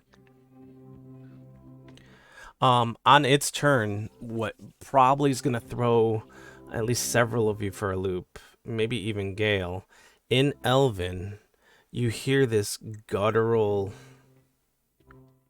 low kind of whine as it speaks Elvish and says, "Apologies for young, hungry, impulsive. Did not realize horse belonged to you." And with that, we'll grab the other by the scruff, the one that's next to it, and just hop into the tree line. Oh, Can I speak even though it's not my turn? yeah, I was Yeah, gonna. you can. You can. Do you want to go I- first, and then you? And then Yeah, I'll just respond in Elvish. Halt a moment, older brother. And I'll reach into my pack and I'll pull out all the insect rations and put them on the ground because no one else is gonna eat them. That's true. Yo, I'll give you something to eat, all right. If your wounded pup would acquiesce to treatment, I'd prefer not to leave him wounded. Very well. I can heal a little more. And I think this was like 4 to 5 days rations for the insect meat. Correct. So that'll fill up some of the pack for the day at least. Oh yeah, it's plenty for them. Because remember, human-sized rations are quite more calories than what a wolf would need. I'll put them on the ground in the tree line for them to take at their leisure, and then back off. I didn't want to eat those either, so Does the one of the ones that's still badly injured come forward? Yes. Okay. Kind of hobbles out. I try really hard to suppress some of my it's gonna divine happen. senses, but it happens a little bit still. And like a gust of like piney freshness comes through, and like my antlers flicker a little bit. And it heals 6 Awesome. for my healing hands. It literally will sneeze at you and kind of like scamper off into the woods like, no. And then I bow to the guardian wolf in an elvish. I am very sorry, brother wolf. Please understand that we acted only in defense, and this was a misunderstanding. Nodding. Understanding on your part is more than what we would request. You were in every right, by laws of nature, allowed to defend. No harm to you lasting, no harm to us lasting. You give us gifts. We are thankful.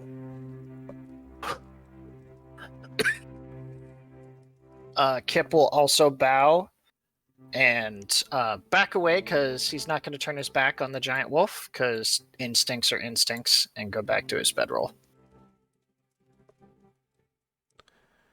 And with that, he will kind of doesn't really register. Like, Mara, give me an insight check real quick. Oh, okay. Well, not that quick. No worries. Sorry, I put you on the spot.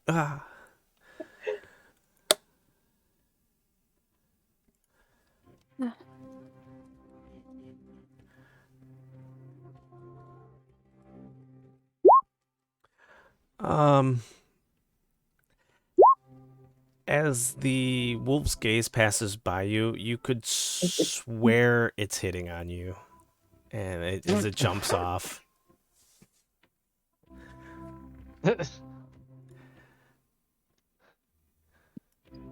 I Still got it. She's going to bed. Right, yeah. Coda is dying in the next room.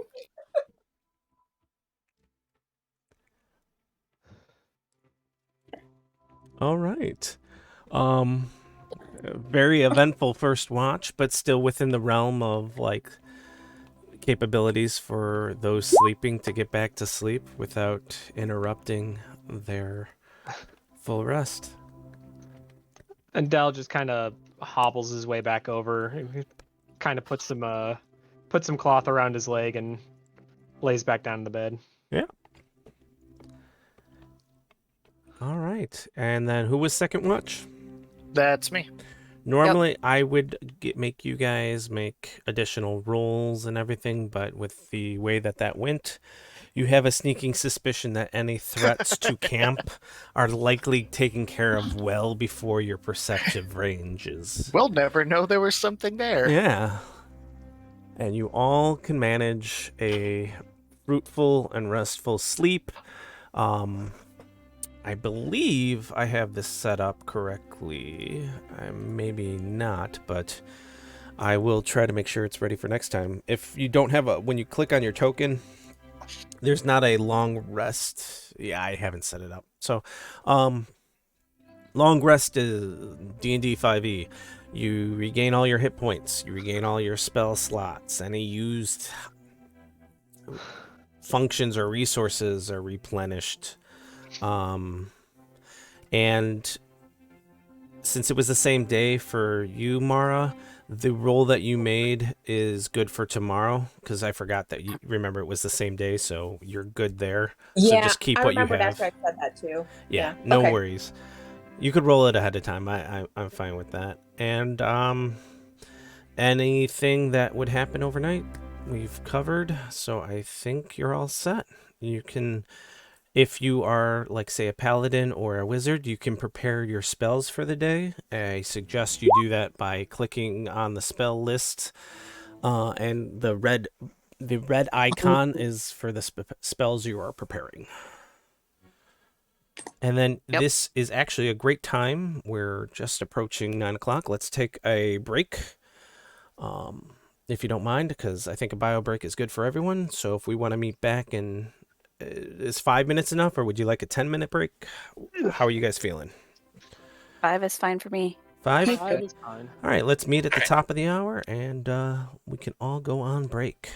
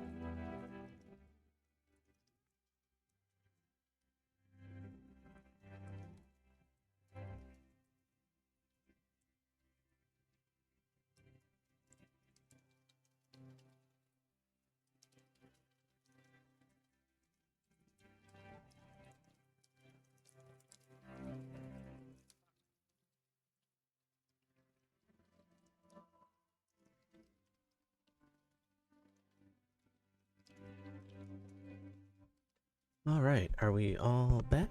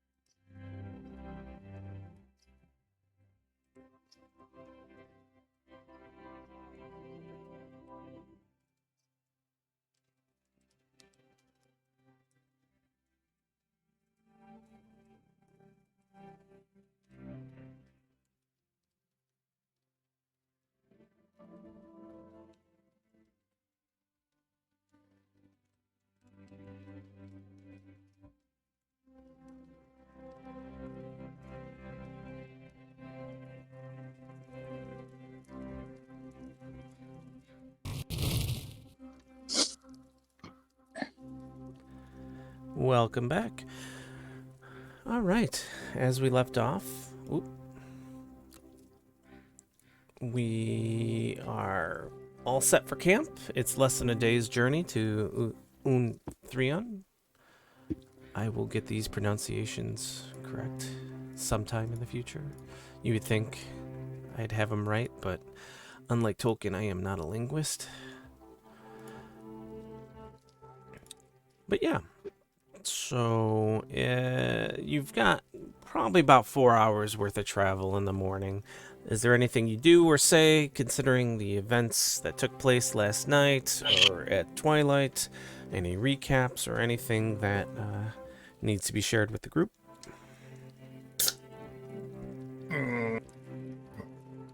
I don't need to talk to your sword again.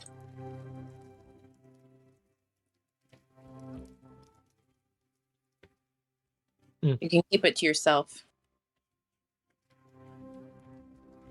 I mean, I think Kip was just trying to clear some air and make things a little more transparent. Appreciated, I suppose. Yeah, in the way that was easiest for him. I was wondering why you came back a little paler than you were that one time, but I figured it was your business. It's not necessarily the easiest for me. I didn't expect her to spill the soup. Just easier asking the person with the information directly rather than me. Patching it together. Hey,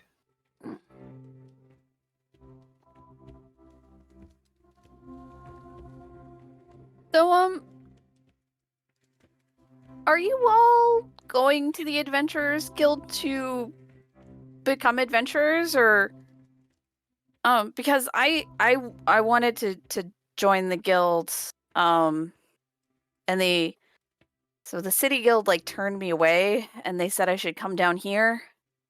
Like, not in a bad way. It's not like I was rejected or anything, just saying that they had some more need down here, and I would have an easier time finding work. Yes, you have to be here.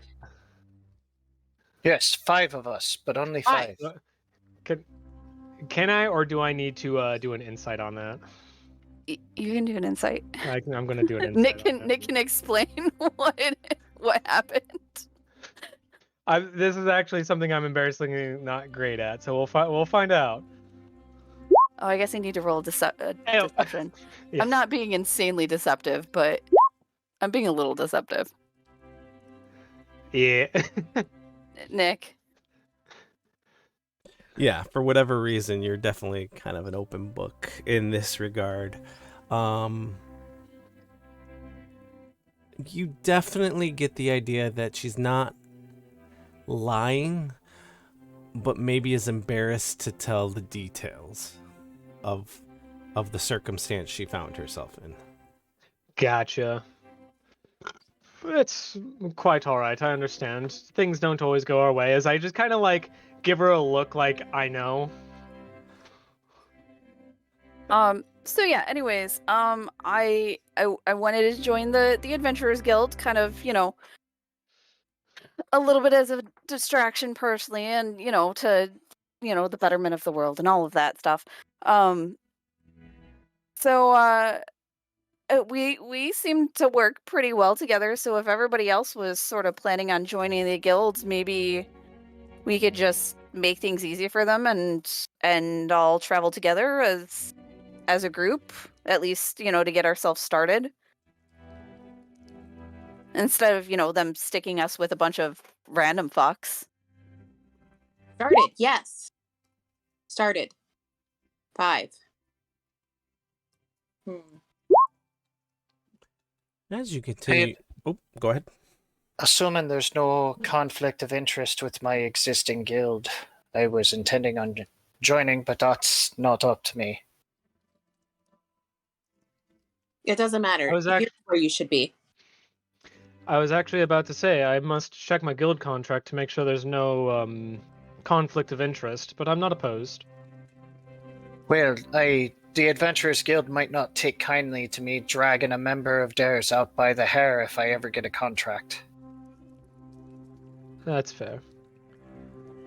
As you both bring up valid questions and points, and you all get to know each other a little bit more along the 4-hour journey, you crest a hill and set eyes on Unthrion for some, maybe the first time, some it's been only a couple days since you were last in this area. But needless to I've say, missed the city. Hate this fucking place. Oh, it's a great place. What are you talking about? It's too fucking huge. Oh, it's being one of the larger metropolis of trade. port cities of the Limnus Kingdom, it is specifically and specially situated on the coast closest to the neighboring continent. So, while not necessarily population-wise the largest city within the Limnus Kingdom, it is probably the most busy for its size, seemingly been built on top of each other, houses upon towers and towers upon houses. It would seem built straight into the hillside. You have no issue once the roads are pristinely kept. If you could see the city's tallest tower peak the horizon, then safety is almost but assured, right? At least that is the common understanding of the people of Unthrion. Though, strangely enough, you all are journeying there on the promise of membership into an adventurers guild that seems to be lacking members. So, you continue onward. As you come to the first of perhaps 2 or 3 checkpoints along the main access road, does Daileron show his merchant guild badge? Yeah, I go ahead and pull out get any like paperwork ready. I pull out my merchant's badge and if any of them ask, my letter of introduction from the guild. The first guard is just a middle-aged elf, if you can even tell. Maybe a little bit on the stockier side. Perhaps has some dwarf in his lineage. Papers. I hand oh, of course. I pull the papers over and hand it to him. Mm. You're not trading in people, are you? As he kind of leers over, like seeing that there are multiple people in what, not a large wagon, but a rather like cramped wagon to have that many. Oh, We're all nothing of the traveling of our sort. own free will.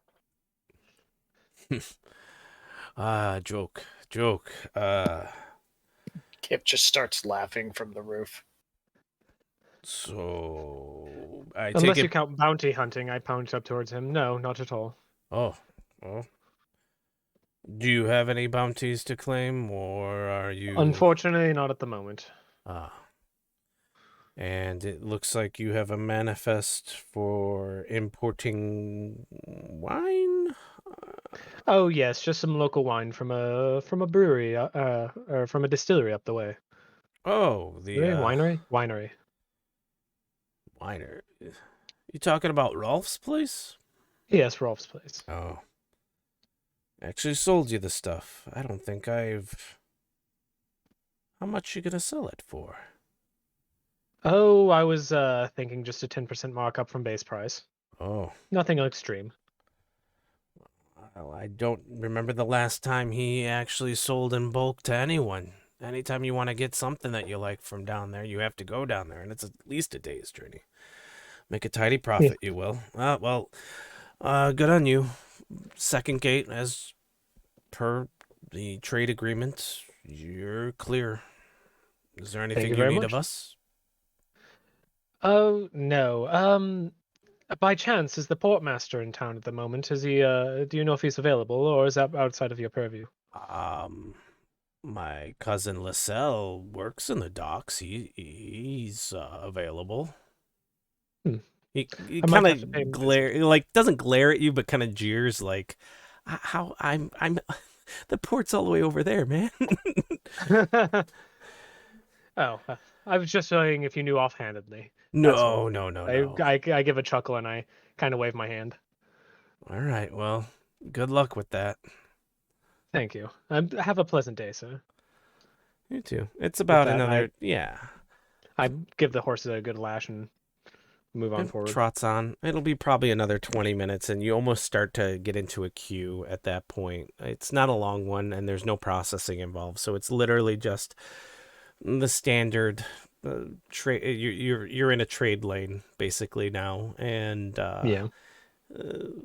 it's almost like going into any major metropolitan city. Like once you get in, there is congestion, but does not take you long to get in, and I'll bring your attention to the right side of the map, and you can, while You everything looks pretty, this is more of a functional map.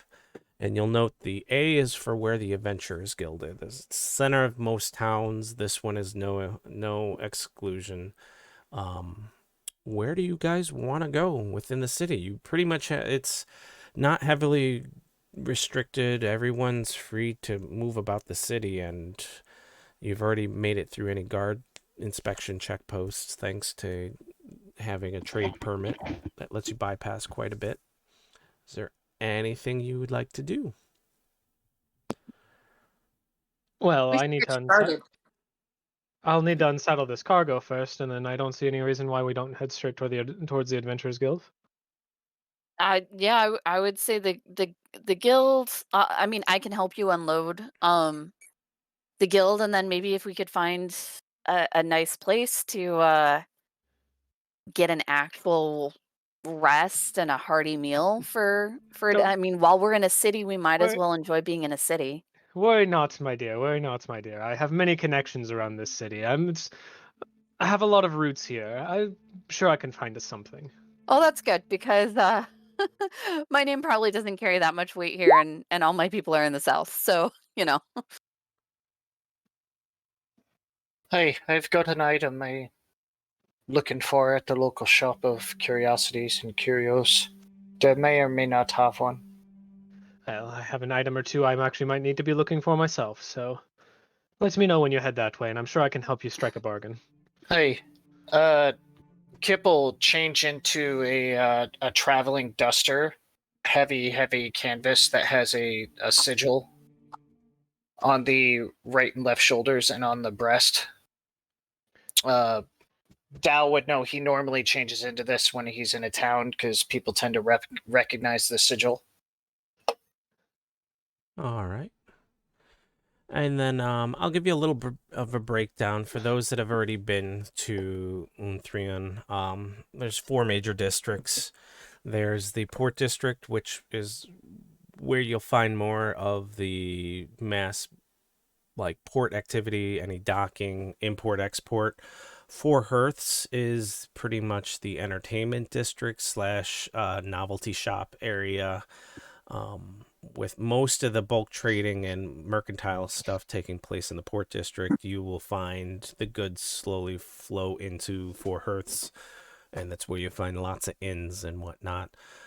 Forge Meadow or Fog Meadow is mostly residential. Yep. And also municipality offices and any districts that deal with official business. You also find the Adventurers Guild there. They do have a very dedicated Celadon's Grove, which is they don't really have. Limnus is not big on religious centers, but most of their major metropolitan areas will have large dedicated nature groves and preserves, and you'll find a lot of the more religious inclined individuals to be there, whether it's specifically a particular god or whatnot. They all tend to find shrines and temples within that area. And then the mayor or the ruling body resides within the walled section up top on the top of the hill in Juliar's Rest. I should probably visit the temple while I'm here too. But I can do that tomorrow. I don't want to take up people's time, so I'm guessing maybe people want to do some shopping and stuff while we're in town, or I mean, Dale, if you have some business to take care of tomorrow, Well, maybe. well, I'd like to see if I can drop in on the. I know the port the port captain here, or the port master here. I'm gonna go talk to him, secure us a place to stay, and see if I can't unload this wine. And that's my main goal for Y- the afternoon at least. do you want help in the port unloading things? Oh, absolutely, if you'd be willing. Sure. She like pulls on her sleeves a little bit and like mutters some words under her breath, and you watch as her forester's leathers and armor shifts into like a middle class like merchant dress. Nice. Oh, that was a neat trick. Not everybody likes talking to paladins. Oh, I understand. Hey, Nick. Yes. And why? Uh, is there any specific if as a bard I wanted to go and just play and see if I can get some money? Is there anything like that that you're like, hey, do this, do that besides just a performance or? Yeah, well, so first and foremost, so when it comes to bardic performances, what district would you like? What's the audience type that you would like to go for? Oh, I mean, I figured if there's shops down in the Four Hearths, I would want to kind of pop around there. So I would be looking for some type of maybe fancier shop, just Okay. because I would know people with money would kind of head that way. Okay. So if you're looking to entertain within a shop, I would need first a persuasion check to see if Not or what's up? not necessarily in the shop. I'd still be outside in the street. I would just be in the relative area of the shop. So like if, there's a couple of nice upscale shops, I'd be maybe within earshot of the doors. That way people spending their money might pop over and say, "Hey, good job." Okay. You're busking. Yeah, Yeah. street busker. Yes. All right. So then I will need an initial performance check to see if you're of relatively beneficial sounding to the Yeah. Oh my shop god. owners. Yeah, no one's gonna bother you as far as the shopkeeps. They're like, oh no, good music is good for business. But if you were like terrible, they'd be like, Get the heck out of here. scram. So I'm gonna kind of like look around and point like where we're at. I like point in the air and be like, "All right, I'm gonna go get this way softly." Um, I'm gonna turn to everybody and just kind of be like, "Hey, I'll meet you guys at the Adventurer Guild in a couple hours or whatnot."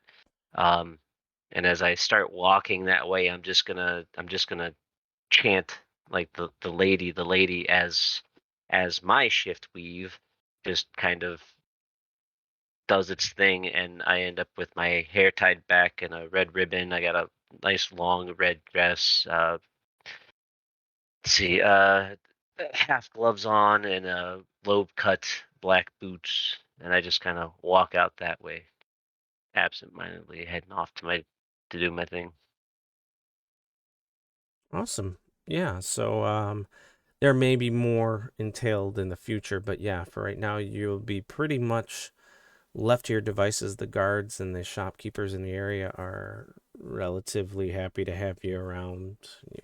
You're not harming anything. Um, and you're doing it for 4 hours, so give me 4d10.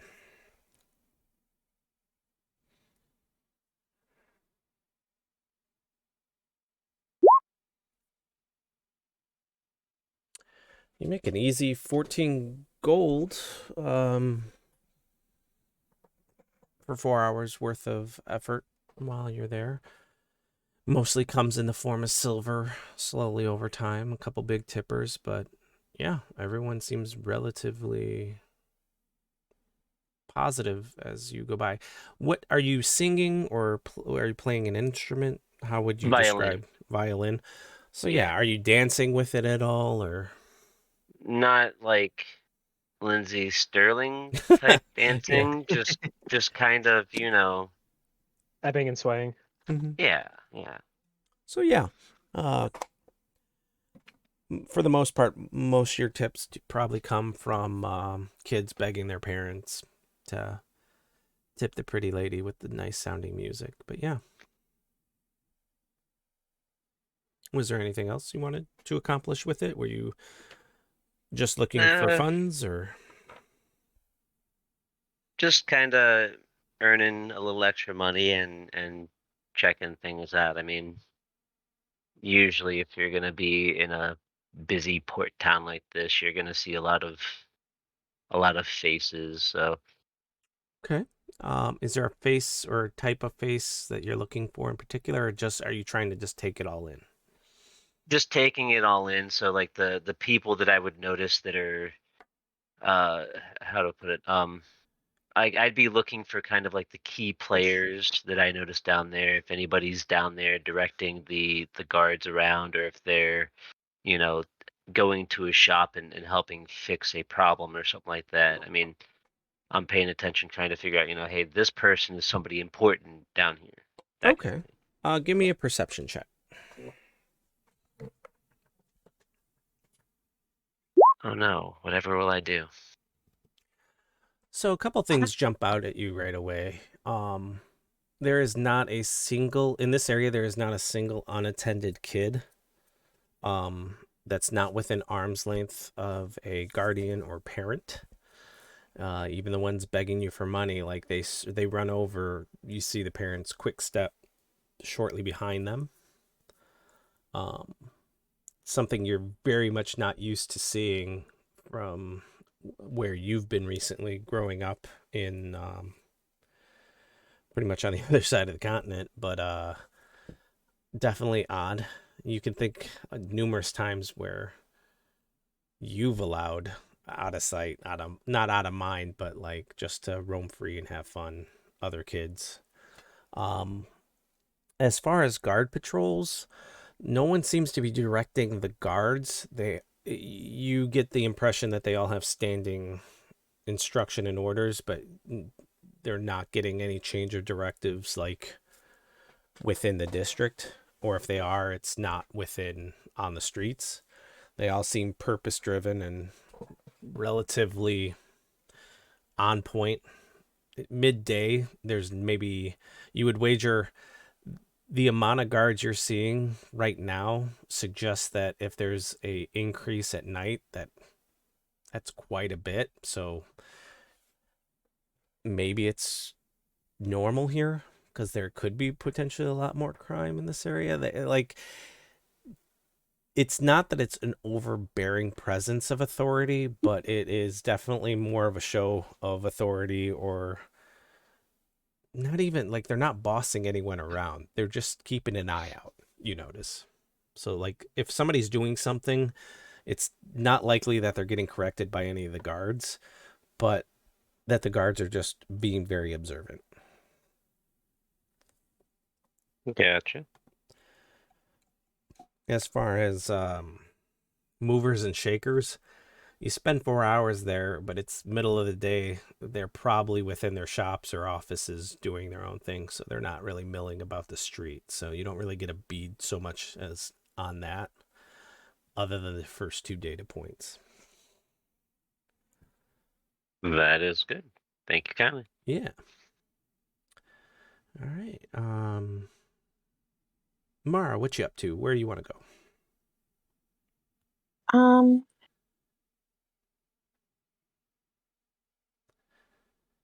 You're kind of torn if you want to find potion recipes or anything of that nature. Four Hearths and even Celadon's Grove are your best bets. If you want to go more of a holistic approach and see what you may find, you can go to Fog Meadow, but you're pretty sure that unless you're looking for grandma's recipes, you're better off looking at the commercial or the religious districts.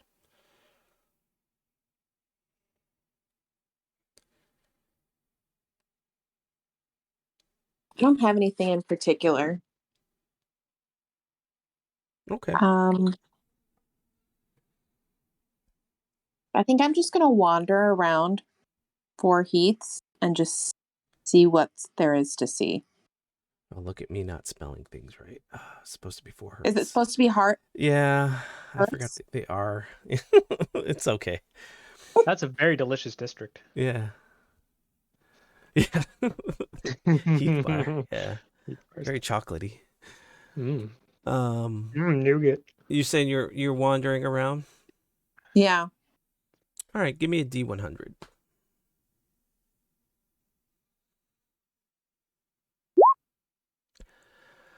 Wandering around through the commercial district,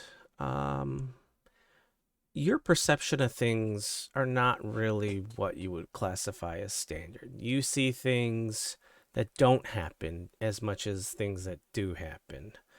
Um, you turn a couple corners and you plant yourself against the wall, like back up against the wall quickly, as what you think is about to be a kid turning the corner, running right into you, turns out to be nothing. And that strikes you supremely odd. You could have, like, you saw it, and usually when you see these things like that, they happen within a second or two right after, but no kid comes. And that happens probably a good 2 more times, we'll say, for the sake of keeping everything kind of in line. I don't know if you want to spend 4 hours wandering through shops or whatnot, but in the next 4 hours, at least 2 more times, so a total of 3 times, you have that sensation like, hey, I need to get out of the way. Small one is running without looking, and it doesn't happen. She'll probably stop at almost everywhere there is to have tea, Mm-hmm. but not drink the tea and just look at the leaves at the bottom Okay. and then move on. Give me 2 insight checks. Okay.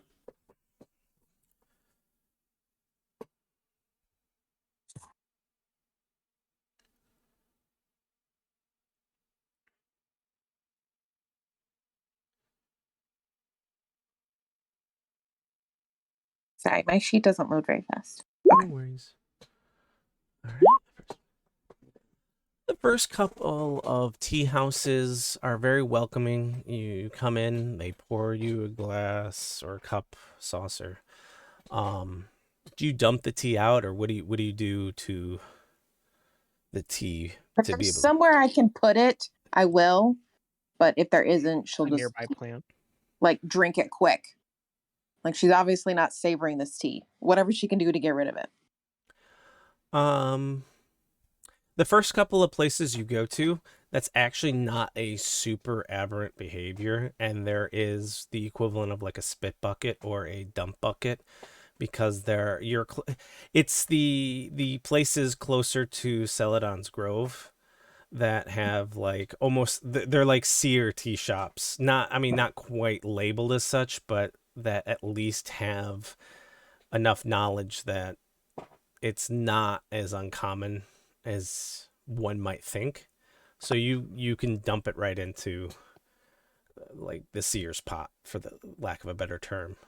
Okay. You get some readings. It's mostly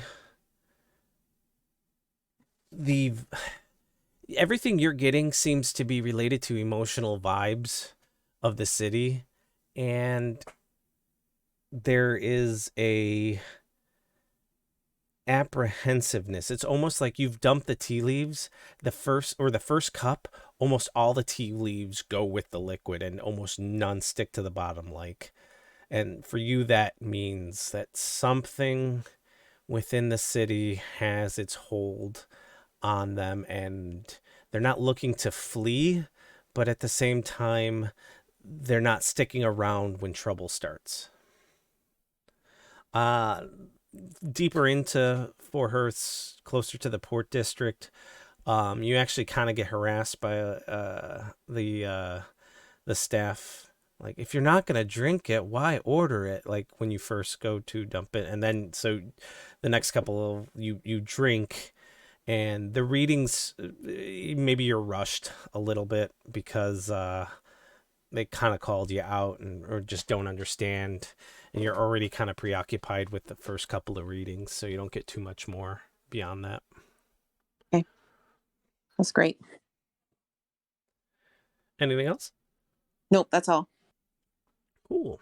And then I'll Gail. head to the Adventurers Guild. Okay. Meet up with the group. Cool. Gail, you got about 4 hours. What, you're going to be helping Daileron, was it at first, or did you want to stop somewhere and then meet him up?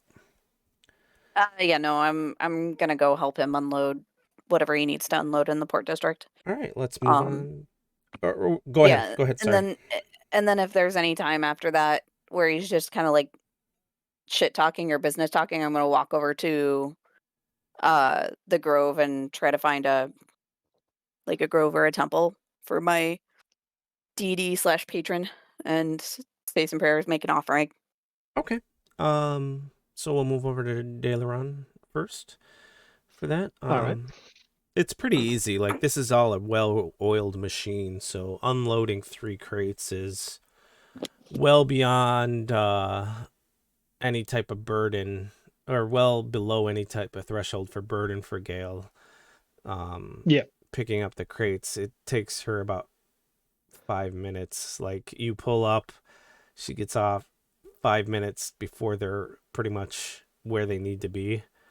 Do you want her sticking around? What's your process? Do you like to extend things by greasing the wheels and talking to people, or how do you go about business when it comes to He's gonna try to like do some idle chat just to try to grease the wheels effectively. Just kind of chatting him up and like, oh hey, how you doing? How's business going? What's going on with this? What's the talk around town? Just trying to get a general vibe of A, what's changed around town, and B, what market prices might be starting to set up like. All right, and so you're kind of like shuffled into a like universal, like, if you have a merchant's license, here's where you go. Like, it's not Yeah. necessarily like a specific intake or outtake of any guild, mercantile guild owned shop, but rather like Mhm. the initial intake. At this point, the staff is like, they speak to you, but I mean, it's almost worthless idle chit chat, Yeah. in the sense that they're just to like get along with the day at first. As you start asking about stuff in town, give me you can give me a Investigation. persuasion, an investigation, a insight, Ooh, we your doing your choice. let's do persuasion because I Okay. have a +9 to that. Boop. So yeah, Ooh. you realize that they're kind of going through the motions and not really giving you anything, and so you start peppering in a little bit more personable, like, as you notice things about them, try to season in some like things that maybe they're more into. Um just the way they are, what they're wearing, maybe their hairstyle. You just pick a couple of different ways to kind of ingratiate them to you, and you notice that they start kind of opening up. You definitely get a beat on the fact that you have some of probably, well, very close to obtain wine. Not many people will take a day's trip just for the sake of sitting at the shitty countertop of a a known I, member of the magic and might retired adventuring group, but you can fetch a pretty penny. Like, I know you were talking about a 10% markup. They're like, you probably get 20 to 30% easy, just because he doesn't oh, wholesale it. You have to buy it there most of the time. The fact, like, and you realize, like, word had already traveled that you had these, and Like, if we didn't know better, we'd think you tried to rip the old man off. But, I mean, Alice would have probably lit your hair on fire before letting it go. So, Oh, she's a tough one to crack, let me tell you. But old Darian has his tricks, let me tell you. oh, we Well, believe it. I mean, holy cow. Do you ask about the portmaster at all while you're doing the yeah, intake stuff? I ask if he's in office or if he's on any sort of business at the moment, if he's available to talk. I mean, he's never on. He's on business, sure, but he's always available to talk because he's never really on business when you're that supervisory level. Like, do you really even look at paper like anymore other than just to blindly sign it? You get the vibe, like. Yeah. But yeah, you Well, can easily enough. It's like, oh yeah, he has an open door policy. If you don't have a meeting, you just usually have to pay him for his time. But more than welcome to stop by his office. He's probably there right now. all right. Well, I'll go pay him a visit. Literally, like they drive home the fact that if you don't have a prearranged appointment, like he's notorious for charging you for his time. Well, he and I go way back. I'll leave it at that. Oh, you owe him or he owe you? A little of both. Oh.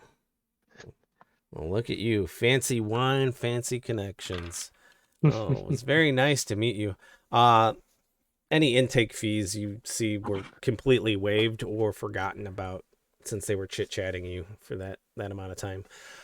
Is Gail sticking around for any of this? Like, it literally took 15 minutes to unload. Did Gail stick? I watched all of this, and I feel like once they were talking, like I just kind of Slink away. faced the well. No, I Oh, feel okay. like I probably faced the wall and rolled my eyes at bureaucracy because that's the entire reason I left court. Yeah, And it then does like strike you very much as like, if I didn't know better, this is just the court of money. yeah, Mm-hmm. Welcome to the yeah, court of like money, pretty much baby. like the same type of language and behavior, just uh money related as opposed to like diplomacy related.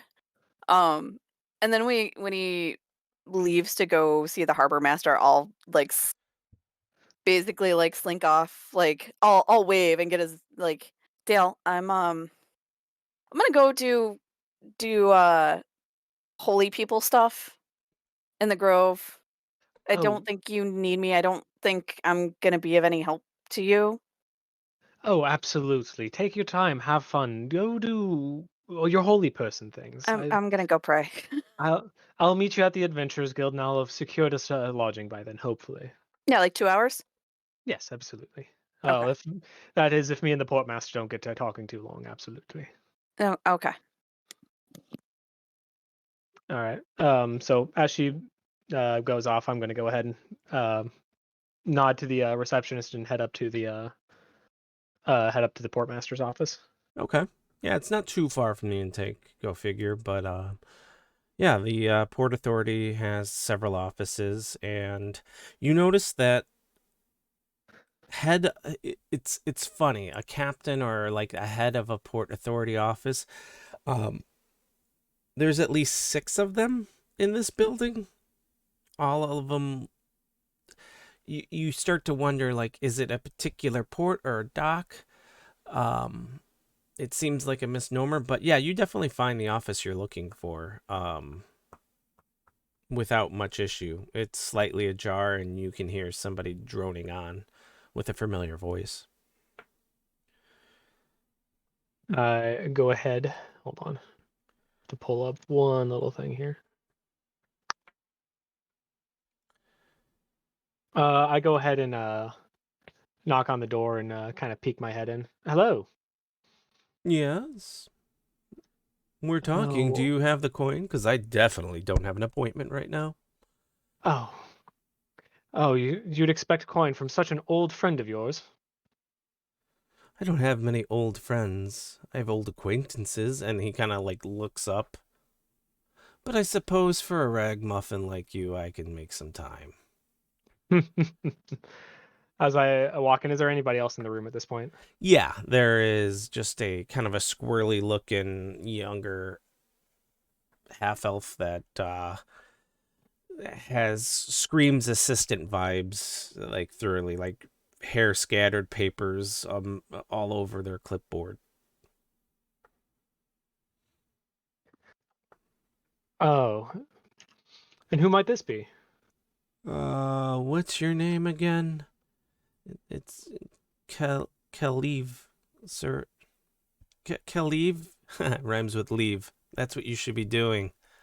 And he kind of scurries, grabs a couple papers, and then runs out. Well, a little scamper's that one, but I do suppose you've always had a way to intimidate the lower ranks of the guild. So Oh, that one's not even the guild yet. That one's a probationary, like a perspective. Like they don't even know how to make money, let alone what to do with it yet. So, an initiate, I see then.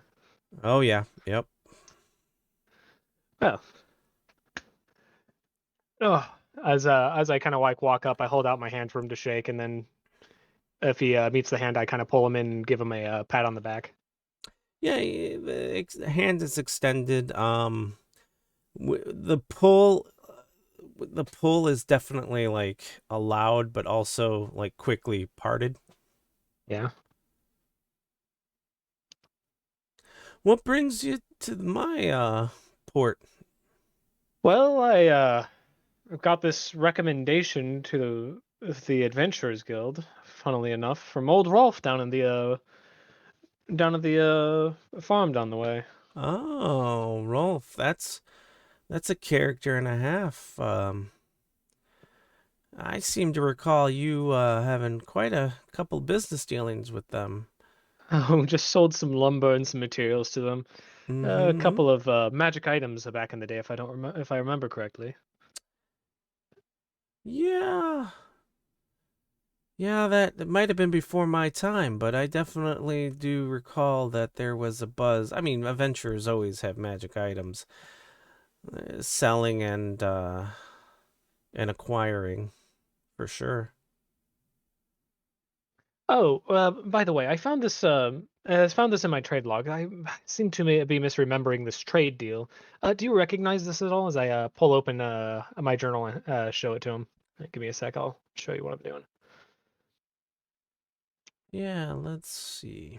He takes out a pair of glasses, puts them on, starts to examine the page. Hmm.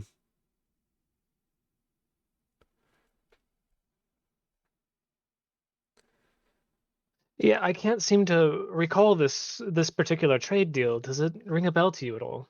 Well, trade deals usually have markings, and he points to the corner of the page that help kind of make sense of the way that you have to sort them out and where they are going to and where they're from.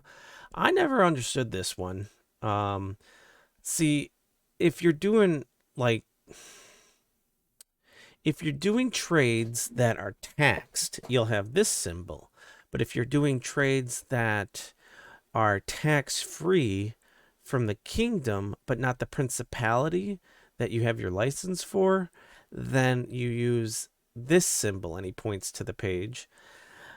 My guess is that you're going to need a tax expert for the principality because they change those constantly. So it's a series of symbols that, unless you're the one that holds the other end of the trade agreement, you're not going to be able to make sense of it.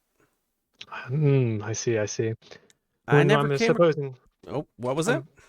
I'm supposing we don't have any experts on principality tax code on us now, do we? I mean, I'm sure this one's an esoteric one, though. I mean, you're dealing right now, what is it, with wines? This one is dealing with, I mean, definitely not wine. I can tell you that much. Hmm. Looks like old artifacts, honestly. Maybe from an archaeological dig of some sort. That would track definitely, but even then, it's not going to be a 1-to-1. I mean, see, again, the way that they mark these is so minute to the detail for filing that even if you were to know specifically how this symbol is being used right here, it doesn't mean that it's a 1-to-1 uh, referral. So Gotcha. you're definitely going to need not only an expert in that specific tax code for that specific trade good, you're going to also need to have somebody that has pre-existing knowledge on the market trends. Ah, I see. I see. Is this Well, what you thank you came here for. for? Well, I mean, I also stopped by to say hello. I don't come around this area very often. It's good to see you. Yeah, it's great to see you as well. Let me know if you figure that out, because that's a head scratcher for sure.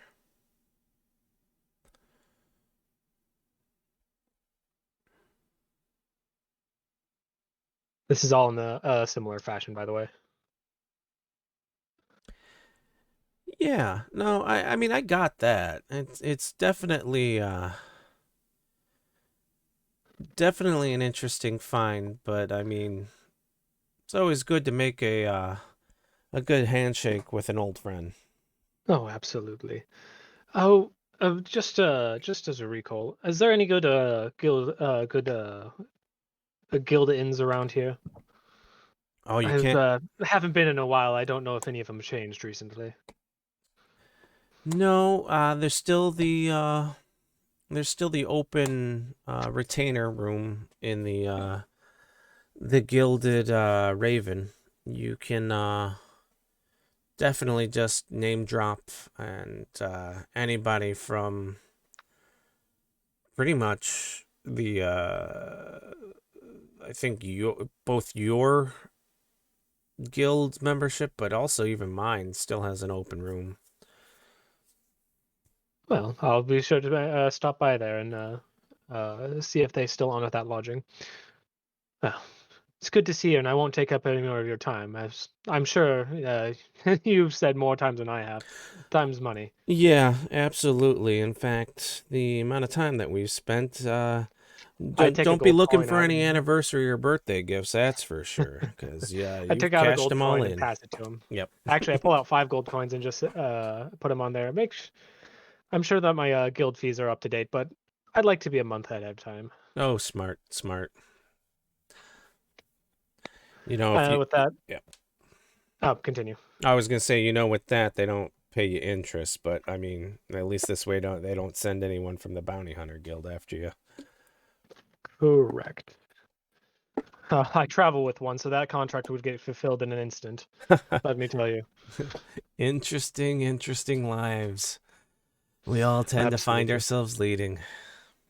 Absolutely. Well, again, I won't take any of my time, more of your time, and I have 3 crates of apparently very expensive wine to unload. Oh, So, well, Rolf himself is brewing, and managed to pick up 3 crates. wow. Normally he's really stingy. I even tried to send a couple of initiates down his way to see if we can buy in bulk. Kudos to Oh, you. I did him a favor, and I felt he might have just felt it was proper. With that, I nod and take my leave. All right. And then we'll transition over to Gale. Doesn't take you long. I mean, better part of half an hour maybe to kind of make your way from the port district to Celadon's Grove. It's a well pathed and well walked main roads. So, what are you looking to do there? I'm looking for a temple or grove for my deity slash patron. Okay, and are we? Last I knew, which one is that? Is it still? Coralon? It's still Corlin. Okay. Yep. Yeah, you definitely find that probably one of the more fancy and well kept shrines. Um, it's an open grove field with a perimeter of trees. There is Heaven. a a I hate to call it like a gazebo, but like a wooden wood intertwined arch seated in the middle of the circle of trees, and has a open platform for its focal worship point. Okay. Um, is there an alms box like near the entrance to the gazebo or It's um, not as much as an alms box as a what a common occurrence there. Instead of asking for funds or requesting funds, is a there's kind of like a chore list almost, like nothing like heavy like quests, but like things that would be done around the shrine, and Hmm. it kind of like a mini acts of service, like what are things that need to be done. Okay. And like how busy is it? Like how many people are around? Like are most of the people around like deep in like prayer or work? At this time of day, there's maybe a handful. So we're talking about like a circle of trees that are roughly the size of a tennis court, like Okay. perimeter. Mhm. And there's maybe two individuals within, like on the inside, and there's probably half a dozen that are doing little odd end things around the perimeter of the trees, like trimming them, raking leaves, watering some of the flower beds that are around. I mean, Okay. there's no more than like 13, 14 people in the immediate area. Okay, good. Um, all right. So I will um check like the chore list as I walk in. Okay. And like pick one or two that I can get done within like 45 minutes to an hour. Um, like so basically to give myself enough time to like pray for like 15 minutes, 20 minutes or so, Hmm. do like a chore or two, and then get back to the Adventurers Guild by the time that I told everyone I would meet them there. Yeah. Um, so I'll go like kneel down and pray, um, and like completely like unleash any of my inhibitions. Okay. Um, because I feel like at least if I start getting like antlery here, like it might not be as weird. Yeah, you can. You definitely have the vibe that like if you're gonna have a safe space, this is definitely the place to do it. Yeah. So I'll completely just like try to like almost go into like what I've seen elves do, like when they go into trances and pray, like try to like open lines of communication with my patron, even though like he never talks back. And just like I it's fine if it's going to happen, it's going to happen. No one's going to call me a freak here. It'll be okay. And then I basically just start talking to him like in like a low voice like I hope I'm doing what you want me to. I hope I'm not a disappointment. I really don't want to be a child of prophecy, but if I'm a child of prophecy, at least let it be something that makes you proud. Um, yeah, even before we get to that point, you notice on the chore list, all the easy, like quick chores were kind of cherry picked away, like watering the flower bed when there's like a watering Yeah. can and a flowing waterfall nearby. Super easy. Mhm. The one that you think will take the least amount of time, but is still kind of like is preparing luncheon snacks for other worshippers and prayers, which requires you to make your way back down into the Fog Meadow area and pick up the prepared lunches and maybe help a little bit. probably 15 minutes or so to like put together like the equivalent of like cucumber sandwiches and stuff, and then bring them back. And so Okay. give me a real quick. Let's see here. Um, give me a. You tell me. Do you want like how would you go about doing this activity? Like where would you kind of try to shine or put your specific self in this activity? Of like making food? Not even making food, like fetching food. It's almost like like unloading and loading again, but it also handing it out. Oh, um, I mean, I would probably try to put as much as I can on my shield because I'm already proficient in carrying my shield and it's decently large. Okay. So basically, like, Give me an almost like, athletics roll then. yeah. Um, Awesome. Yeah, you're thoroughly impressing them. They don't really want to strike up conversation because again they're in prayer. So you just kind of get all the food and you balance it out and you do it in one trip because you're strong enough and agile enough and definitely coordinated enough. And you bring it and you kind of hand it off from the shield. A couple of them have a kind of nod to you respectfully, and there's a couple of you're guessing younger um worshippers. They're half elf and an elf, definitely younger than you are if you had to wager a guess, but oh, I'm sorry. I would have also, like, before I went into the grove, I would have also changed back into my paladin armor. I figured when you said you had your shield Yeah. out. So Yeah, yeah. yeah, so they get a kick out of it. There's definitely a reverence in seeing you,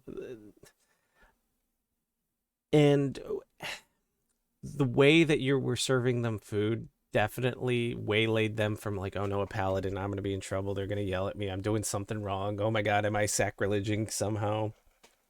That kind of all goes out the window the minute they see you are serving food from your shield and really feel at home with you. So when you go to start praying, you don't hear a voice per se, but you feel a warm breeze kind of circling you as you speak your words. Um, I think she almost starts to cry. Like, she's just kind of relieved. Like, she has, like, very, like, prim and proper, like, posture when she starts praying, and then, like, when she gets that feeling, it's kind of like the slump of, like, the weights kind of momentarily eased off her shoulders. Mm-hmm. Yeah. Yeah, you can definitely take it as a sign that you are being heard. And while maybe it's not the time to listen, they are listening for sure. Cool. Cool, cool. And to answer Johnny's question, do I get horny? Um, as the warm breeze kind of envelops you and kind of circles you, almost like a warm hug, you absolutely kind of release that aspect of your spirit and your faith. And at that point, you manifest your horns, and an older gentleman takes note and softly speaks to you. Welcome, chosen one. Um, I I just sort of, like, I nod to finish my prayer and look up and smile at him. Thank you, but I know that's what everyone keeps telling me, but I don't think I've earned that recognition yet. He kind of dutifully tries to wait for like to see if there was any more praying you do, realizing that he may have spoke too soon. Um, and he'll quietly just say, "It's not something you earn. It's a responsibility you carry, and one that we must thank you for."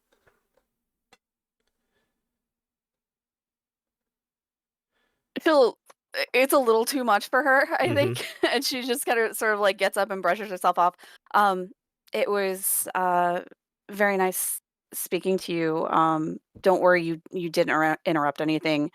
Uh, I was finishing up. I actually have to go meet my friends, but I'm Lady Gil Wren. It's nice to meet you. I'm sure I'll be back tomorrow if my time allows and I don't have to leave the city. You are always welcome as a child of the Archheart. Chosen child, I no less. I'll just sort of like curtsy and like almost like half run, half Yeah. walk out of the grove. Like, what a peculiar girl. Oh, delightful sandwiches, though. Anything else? Mm-mm. All I right. went up to the Adventurers Guild. Cool. And then Kip, what you up to?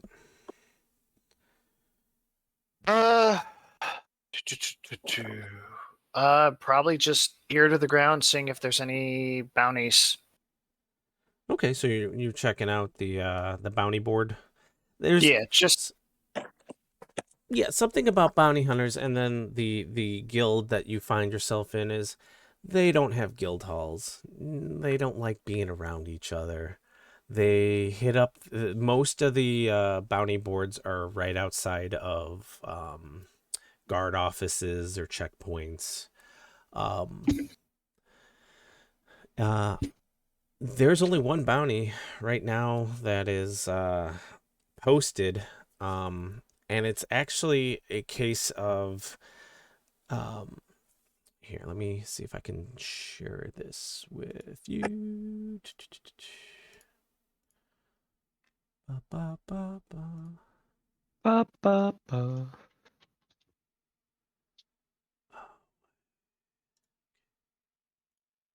I can share this.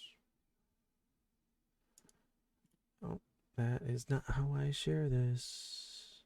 Huh. It should be okay. I see. Give me 1 second.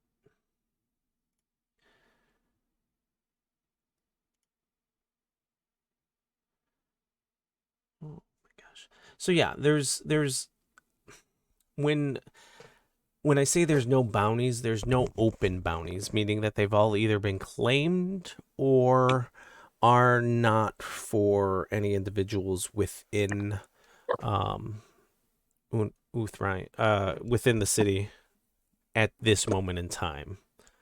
You can inquire about why that might be if you would like. At a guard meh, office, you would, yeah. probably not, because the chances of it corresponding with whatever we get sent on for the Adventurers Guild is slim to none. Just seeing if there was any fast money to be. Yeah, So once there's nothing readily available, he'll head to the Adventurers Guild to meet up with the rest of the party. and so yeah, when and you kind of realize this, big cities usually, if you're not there early in the morning, because there's no one really policing these boards, so even if they're open boards, a lot of times that they get pulled down by another bounty hunter because it's why broadcast the competition. You have it. If you're gonna try to go after it, you by all rights you can pull it down and go for it, but it's not as regulated as like the Adventurers Guild. Right. Uh, all right, I think I nope. Got a it's a two-step process, and not even that one. I did the wrong one. Oh, sorry.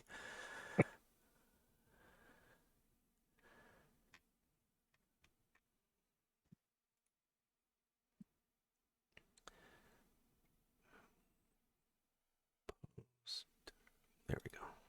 Copy to live. Copy to folder.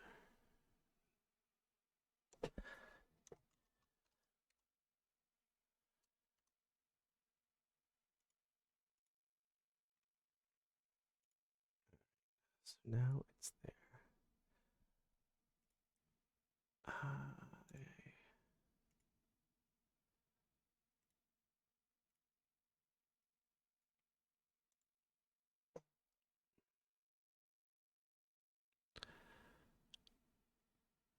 Sorry, this is...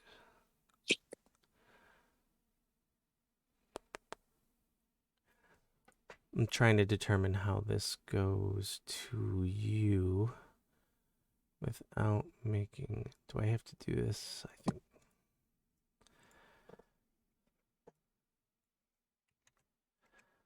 All right, trying this. We'll see if this works. It's all test case.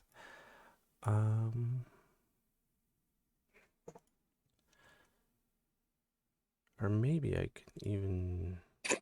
Do you see that on the screen? Yeah, you do, right? Yep. And then I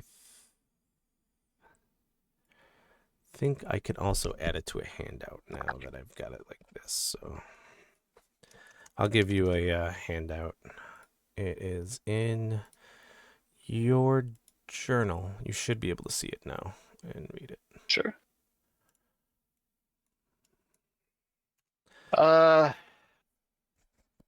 I guess I'll just utilize ear to the ground to see if I can get any leads on where he might be.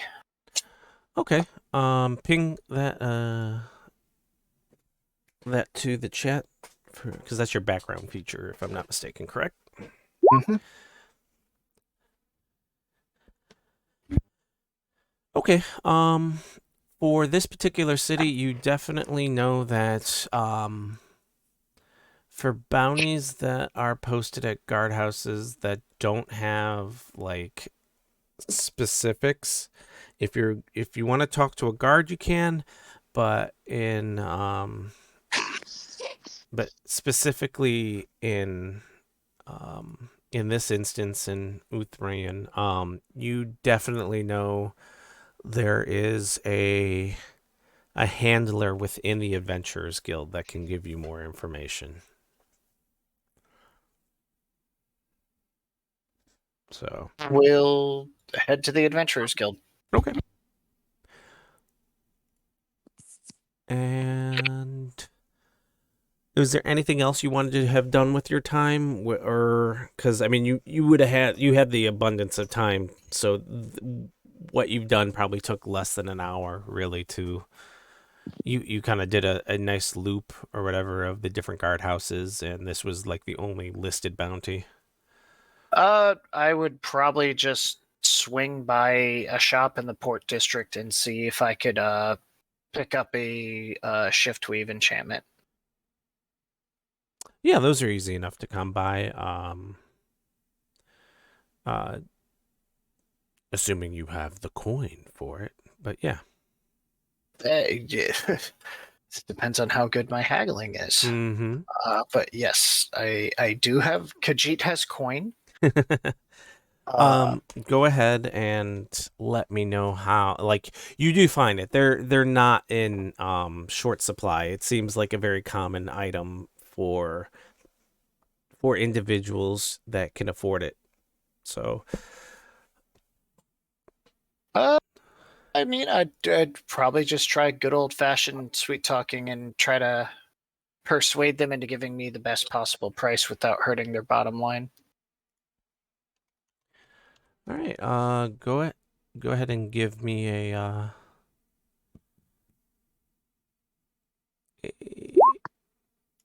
Geez, that's precision. second nat 20 for a persuasion. Gosh, you guys. You know that shift weave usually runs about 500. Like just well, yeah. Oh, that is far outside of my range then. I thought as a common magical item it'd be around 100 gold. See, these pricing guides are jack weird. Let me... Cause it's a common enchantment, but I think they're doing this stacking thing. Because this is a... Yeah, because it's not even a +1 item.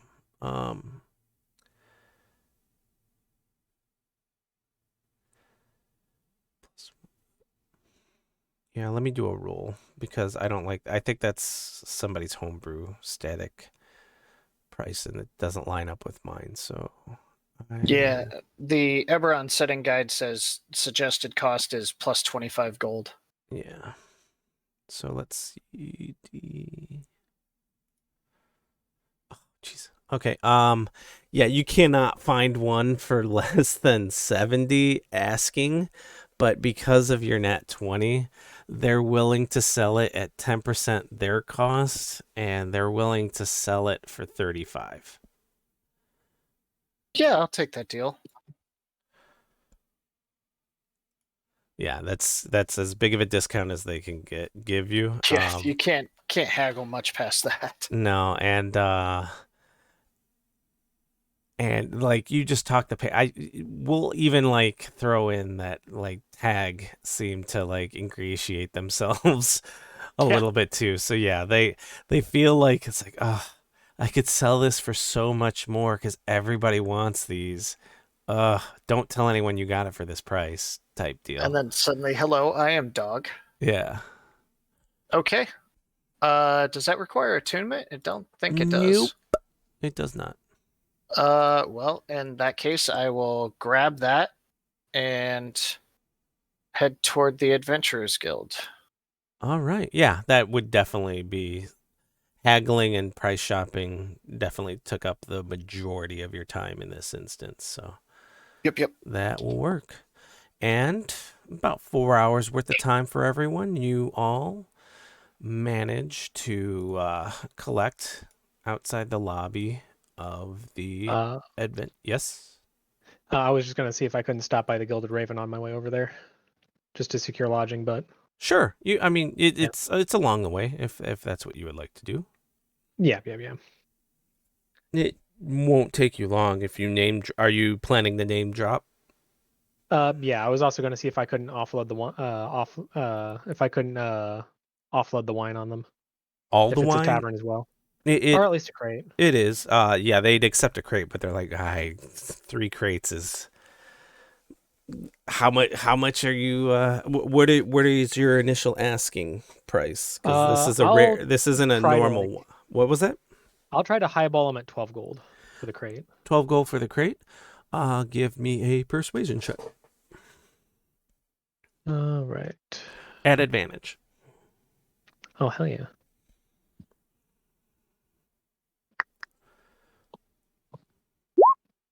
Oh yeah. I mean, they're ready to handshake it at 12 almost immediately. Oh hell yeah. That's a 220% markup. I know. All right. I handshake at 12. I Yep. hand them the notice to effectively ownership to the crate that's probably sitting in Correct. probably sitting in The the intake. guild right Well, now. I mean, you've Yeah, the passed intake. intake, but it's now an escrow. So you Yeah. give them the contract, sign it over to them, they pay you, you stamp it, they can claim it when they want. Gotcha. And then I just name drop. Oh, I'll also need a room here for the night. I'm assuming that the guild still has a contract open here. It does indeed, sir.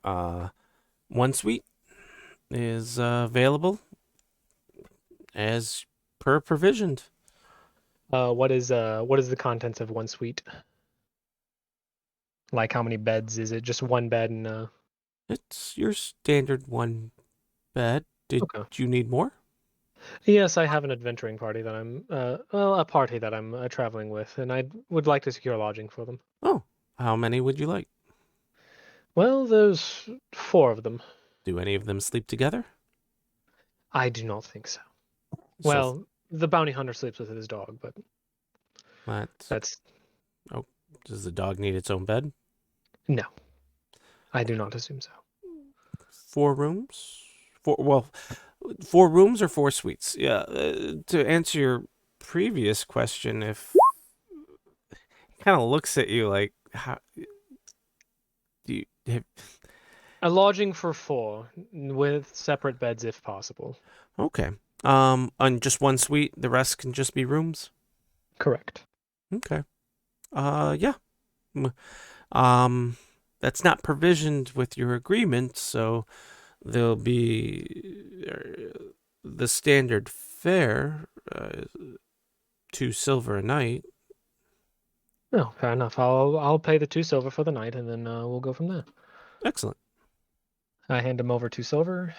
It's two per room. 2 silver per person. Yes. Yeah, Okay, okay. I'm sorry. I hand him over 6 more. Okay. 2 silver. Yep. Accurate. The southwest corner should have open availability. Just put these placards on All right, the ones you claim. I go ahead and placard up the suite and the rooms and head towards the Merchants Guild. Yep. When you go there, the way they do it, there's key in the lock, so you placard Okay, it, I take just the pulled key. Yeah. Key. Yeah. Gotcha. All right. All right, and I head towards the Adventures Guild. Yep. And we will see if I did this right.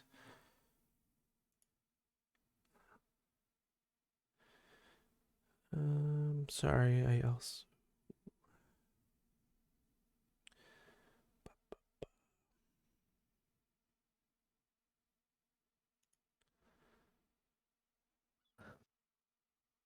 I don't know if the music died or we'll leave it like that.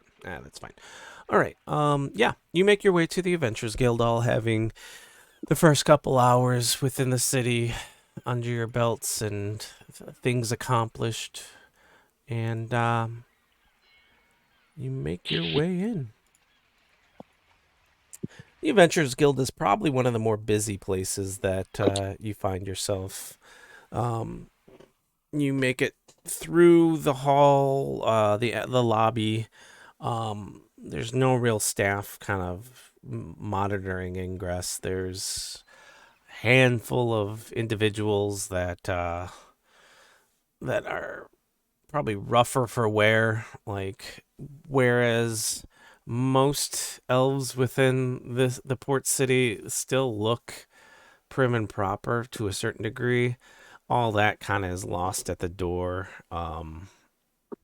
Most of these people look like maybe they haven't showered or bathed or seen a doctor in months. And yeah, you walk in. It's busy, but also it looks like the expanse of space is not filled. Like most of everyone is front loaded towards near the bar area, and the rest of the hall in the back is lots of empty tables and waiting areas. Most attention is probably at the bartender himself, who seems to be fielding questions as much as drinks. But yeah, what do you guys want to do?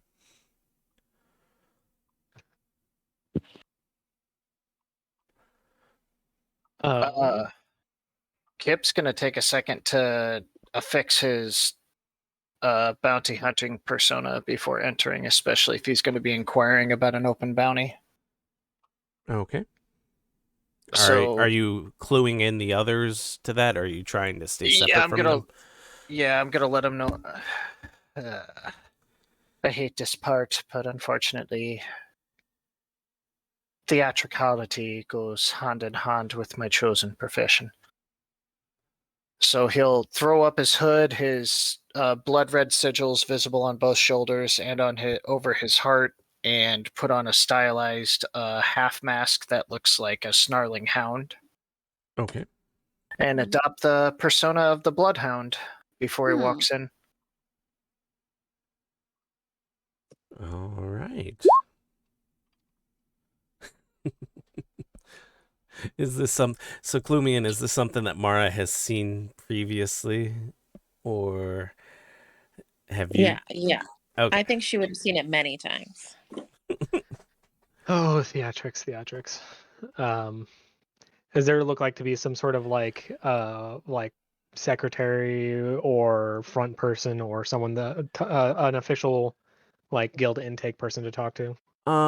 Yeah, your best guess is the bartender is likely double dipping in both intake and main point person. Got you.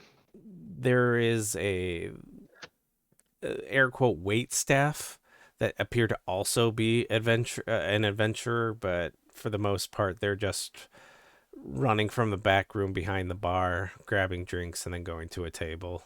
Sometimes sitting down and drinking with the table itself. But yeah, your best bet is Artisan. what was that? Yeah, Bardis. yeah. Is that a kitty? That is a kitty. Dalarion has a kitty that he pulls along with him when he's moving through the city. Gil It would- will walk just up kind to of, the it's a bar very, with.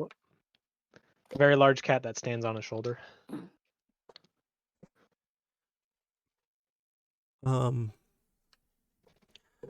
Be right with you. Be right with you. Oh, take your time.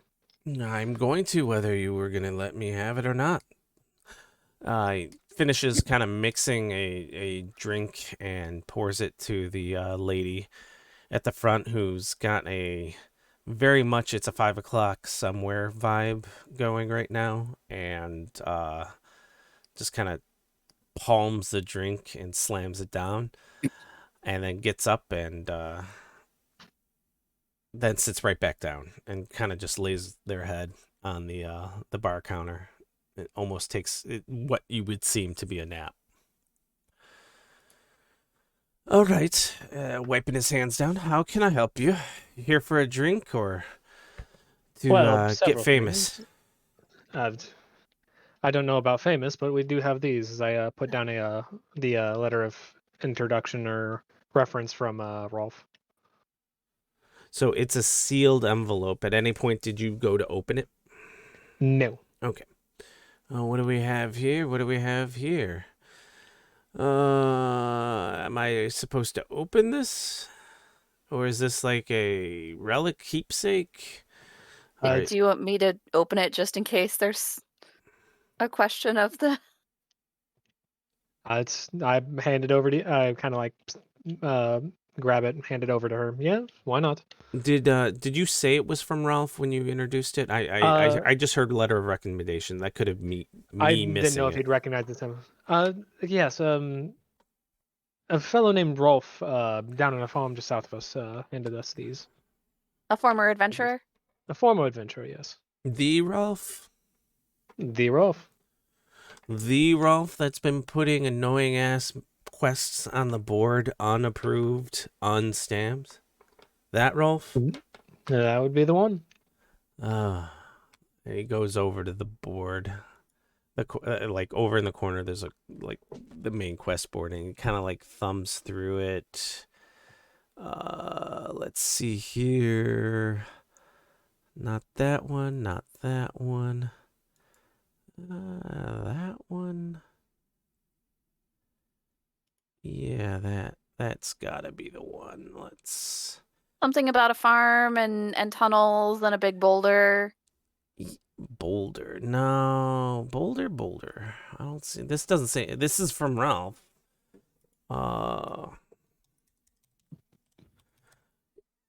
Does this seem to be like what you all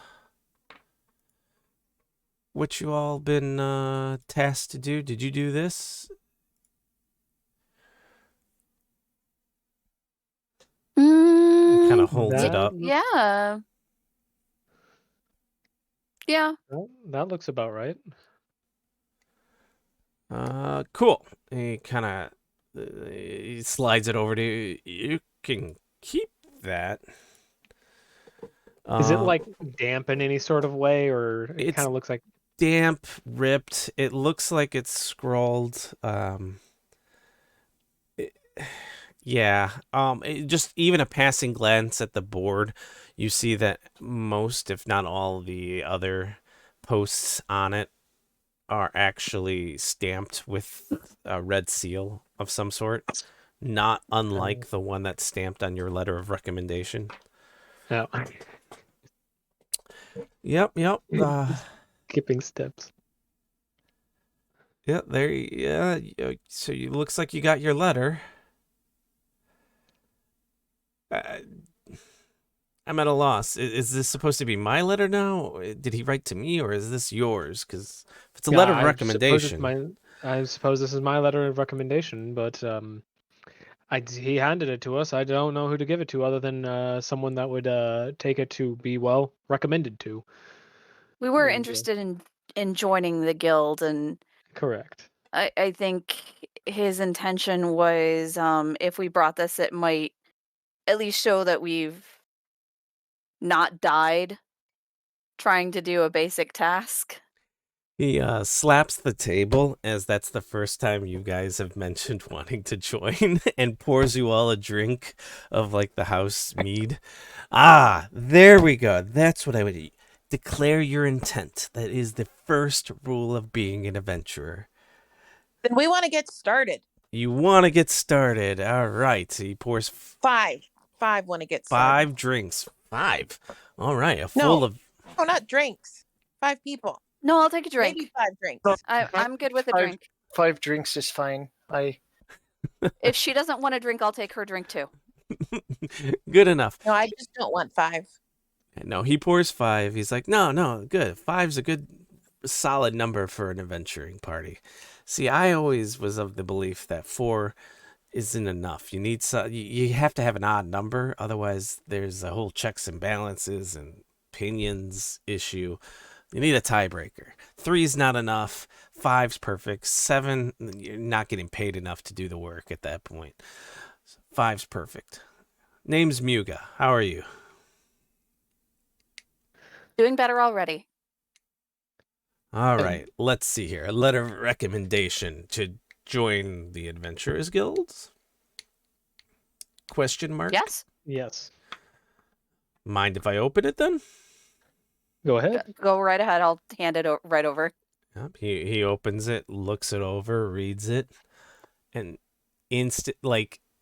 the minute he finishes, he sets it down and starts cracking up, wiping a tear from his eye. Whew. So you killed Ralph, or you did his quest? Because there's no way in hell that he spoke this highly. We did his quest. We did his quest. He even sold sold me some of his wine in bulk, if you'd be interested.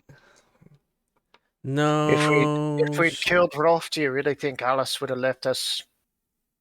That Walk woman would away have with our absolutely limbs slit our intact? throats.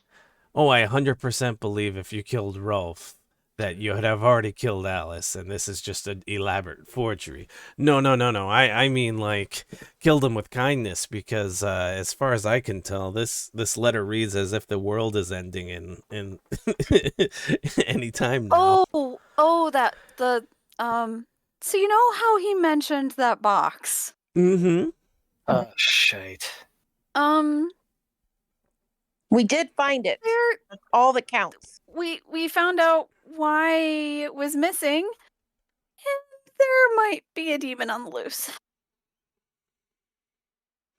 His laughter kind of goes deadpan, and he goes to take the drinks away from you.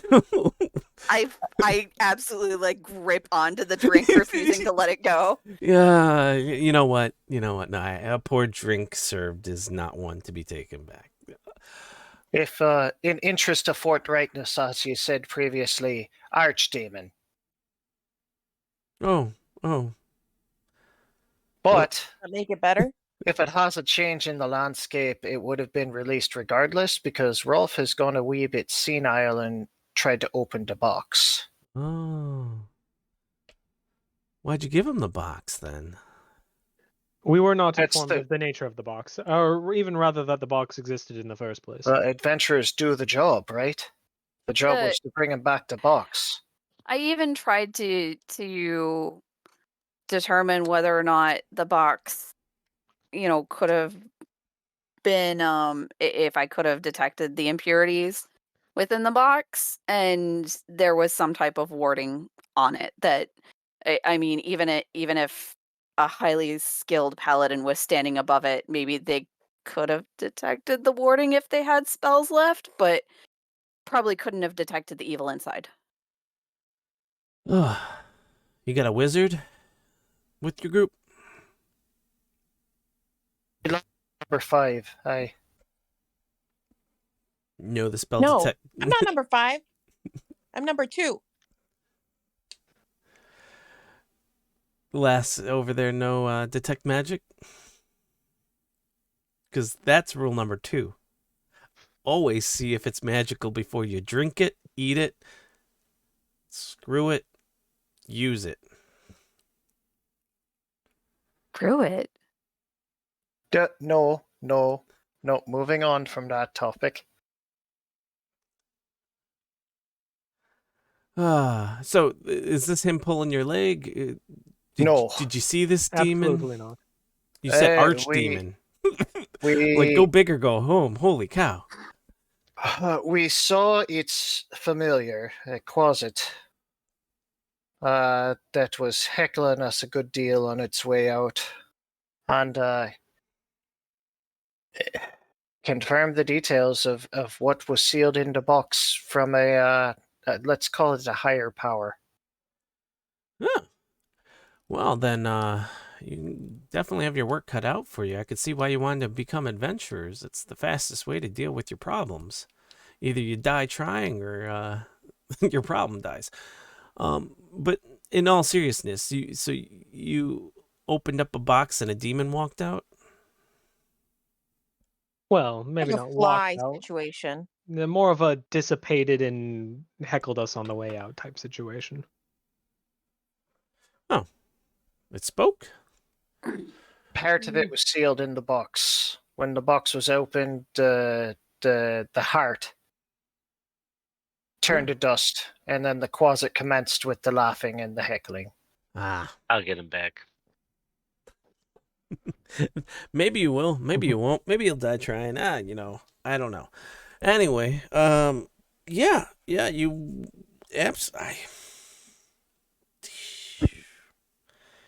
oh my gosh, you don't make this easy. Well, speaking of died trying, I'll slide the bill across the board, or the Oh, the bounty? yeah. Ah, are we double dipping? Nice. You definitely are strapped for cash if you're trying to fight an archdemon. Whoo-wee. Assuming there's no conflict of interest, as far as there's no problem with the Adventurers Guild with me partaking from two pools, so to speak. Mm, I intend to keep my day job. so okay. Not an issue if you pick up a bounty that's also on the board. You get paid once. So if you turn it in to like the guard post or whatever, and then you try to also turn it in here, you probably get away with it at least once or twice. But the minute that gets discovered, um, you're gonna have a bad day. That won't be an issue. I tend to make my living on repeat business. Smart. Number 2, if it's a bounty and it's another guild member here, just here, I don't care about guild members in any other city. Just here. Um, it's a courtesy to ask them to remit themselves to you. And if they say no, go ham. If they say yes, then you're obliged to safely escort them into the proper authorities. But Would you prefer that I bring him here first in case there's some sort of legal finagling the guild would do on their behalf? no, we don't bother that. They got themselves into a mess. We'll put like any finagling they do. If their name goes up on that board for being brought in, the finagling time's over. Aye. So once we're proper members, I'd like to have a talk regarding that bill, but I've shanghaied the conversation for long enough. I believe we're looking to be blooded in.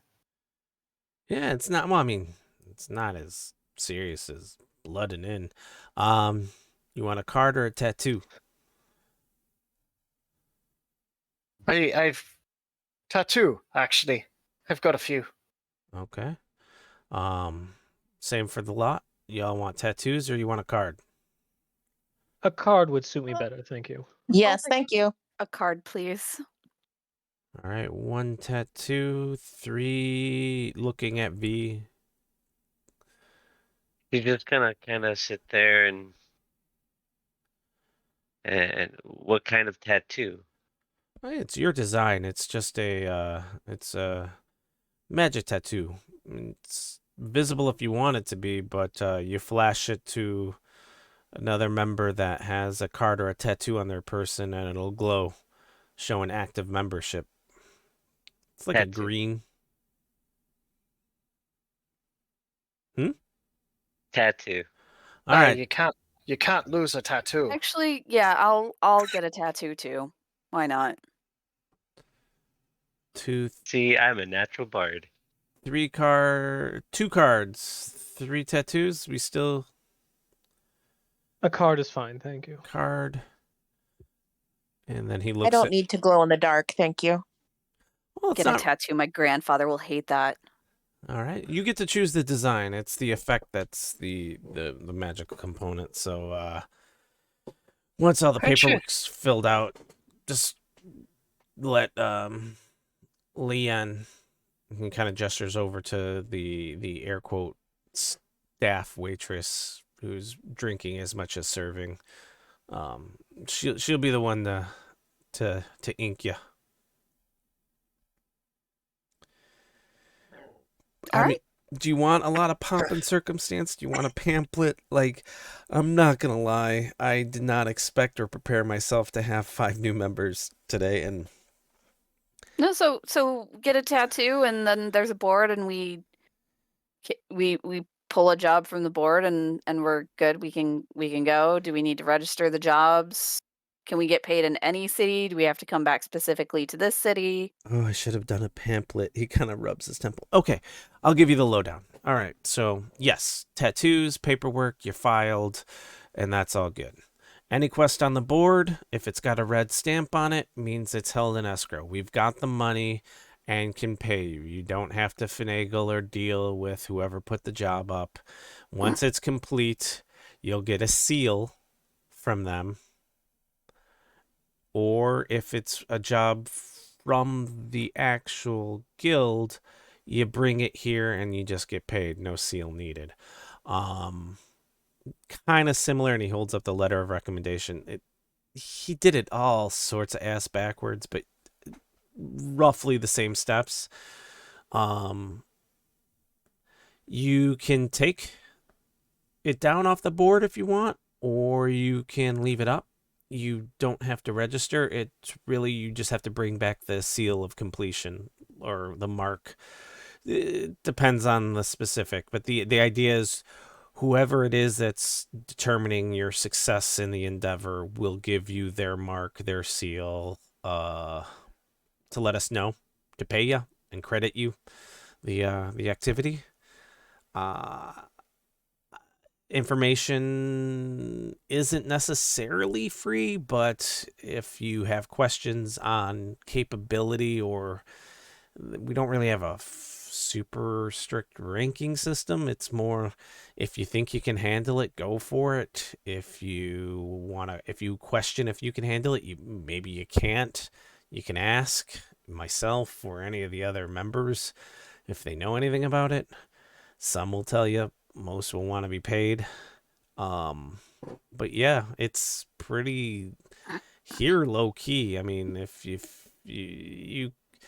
take a mission from or a quest from this board, you have to get paid from this hall.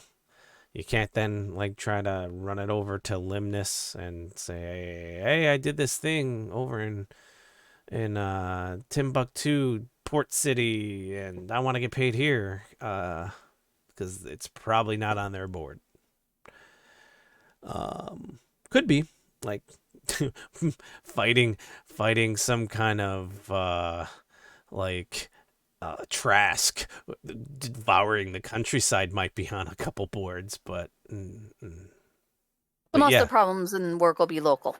Yeah, almost entirely. There's very few cases that are not going to be local. Added benefit, the place that you turn it in, if it does happen to be multiple boards, The guild hall gets a cut from the admin fees. It's not they're flat across the board, so it doesn't matter to you. It's if you like a place and you like my smiling face and my drinks the best, you could always try turning them in here if it's regional enough. But yeah, sorry, I'm not gonna lie. I've only been doing this for about a month because the last guy died. Um, but yeah, that's how I've been running it. Sounds great. Let's get a tattoo. Awesome. Kip's already up the stairs. Yeah. He hands Deleron and Mara cards that have a place for them to sign their name and a thumbprint with ink, and on the back of it a design of their choice. Basically, everyone's gonna have the option to decide the style or nature of their tattoo and how it would manifest. Gotcha. I go ahead and grab my card and give it a good old pin whip. Yep. Yeah. All right, and then think of if there's any design you want to be associated with. As you approach the lady that is comfortably sitting down with two drow, drinking some type of apple wine, is what you can best guess. She looks at you and not annoyed, but just like, I have other things I want to be doing. New members? Or do you just want to drink and you seemingly lost where the bar is? Looking for our tots. Ah, you got a design in mind? Hey, The letter I? no, just a sword, nothing fancy. Oh, okay. Scimitar, a katana, a short sword, long sword, glaive, Longsword. long sword. Okay, long sword. How about for you? Pair of antlers. Pair of antlers. Like on a head or just antlers? Nope, just the antlers. All right. And you? Looking at me. I'm gonna go with do a treble clef on the inside of my elbow. Okay. Do you have, let's see. I know antlers. I know a longsword. I have not played an instrument the better part of 300 years. Treble cleft is the wiggly upside down one? It's the one that looks like a fancy S. Oh, okay. Okay. Gotcha. And she's like, you might want to give me a rough sketch of that one. And V's just gonna kind of trace it with her nail around a couple of times and look up and motion for a pen. Yeah, yeah. Here you go. Reaches over to a table, an empty table that has a couple of glasses and an inkwell and a pen or a feather. Here. And she just dips it real quick and makes a nice flowy little design and says, "Go ahead and do that one." Do you do it on your arm or did you do it like On the inside, so like just right up in the inside of my elbow, just underneath it. did you try writing it yourself or did you do it on like a piece of paper or like Oh, on myself. Like, Okay. V So just straight up just. as you do that symbol, she just kind of blows a kiss at it and it like flashes green for a second and then absorbs into your skin and disappears. Oh, okay. V's gonna look over at her and give her a wink and say, "Hey." You did it right for me. Perfect. I didn't want to tell you because I didn't want to pressure you and make you worry that you were going to mess up because we could have just wiped it off until it was right. All right. Where do you want yours, Kip? Kip will basically strip off his tunic so he's only in his short-sleeved undershirt and just be like, pick a spot. And he's got sleeve tattoos up and down both arms. She acts like she's gonna do it right on the middle of your face, but then decides to go for Would for the a back of the hand be the easiest if E- this is an identification? yeah yeah. She I think there's a spot right there next to the wolf's mouth. you want it holding the sword? Nah, All right, just barking at it. gotcha. And she does a nice little design of a, and then she's like, long sword, short sword. Longsword. And she extends where the hilt was gonna be to make it longer, and then puts it, and it, Hand and a half sword. Woman after my own heart. and then yep, blows it a kiss, and it flashes green for a second, and then disappears. If you if Thank you you, lass. if you want to keep the ink showing for just like proper like bragging rights, you can. You just blow it a kiss, and it'll stay until you Hey. decide you don't want to see it anymore. Nah, Blow it I another don't hide kiss. my tots. And then Gale, did you want your I horn? think Gail just realized the flaw in her plan at the fact that armor covers like 90% of her body. Well, shit. Oh no! You don't have to worry. Like you can cover these up. And then she flashes her palm to V, Mm-hmm. and you see that she's wearing like a fingerless glove, but her palm, it projects out a soft seahorse. Oh, perfect. Okay. So it Okay. no. We most adventurers wear armor. You're in good company. We've thought of that. In that case, Gail will bear like the underside of her arm and indicate the spot like maybe 3 inches above her wrist. Oh, okay. Yeah. You want it the antlers wrapping around? Um, I mean, whatever is a decent size that'll show. It's fine. Okay. She goes about it, and definitely familiar with antlers, and probably takes a little bit more time than the sword just to get it right. And several pointed antlers that kind of offset both sides of the arm and meet in the middle. Yeah, there you go. Yeah. Blows it a kiss and flashes green and vanishes. Lovely work. Why? You think? I'll also slide her a gold. For your tab or whatever. Oh no, I get. Thanks. It's lovely work, and you did more than you needed to. Alright, that's fair. I'll flip a gold over too. She she looks at me like, I don't need anything, and then kind of heads out. All right, cool. Yeah, you guys are all. Oh, Muga's like, you're all official. Yay! I'd offer you a drink, but I already gave you one. Hey, Next good place. just work. That's fine. We'll go pick a job off the board, and if you have any information on that bounty, mayhap it'll be underway. Yeah. But as you said, if we're going to be fighting a fucking archdemon, every copper counts. That's true. Suggestion on a good job to start with. Probably one on the board that doesn't have any anything that you can't handle. And he kind of That's not a whole lot. as you walk over to the board, you can kind of take a look and tell me if there's anything that strikes your fancy. There's that one down immediately. You said he Wait, is this a guild job as well? Oh, the Davern.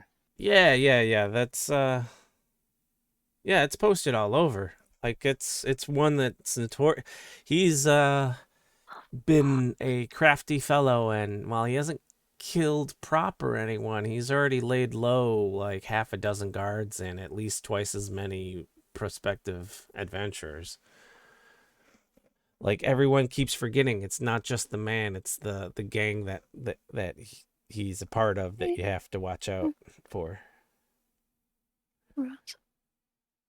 Okay, undesirables in the ruins. Wait, the one on the The one with the children.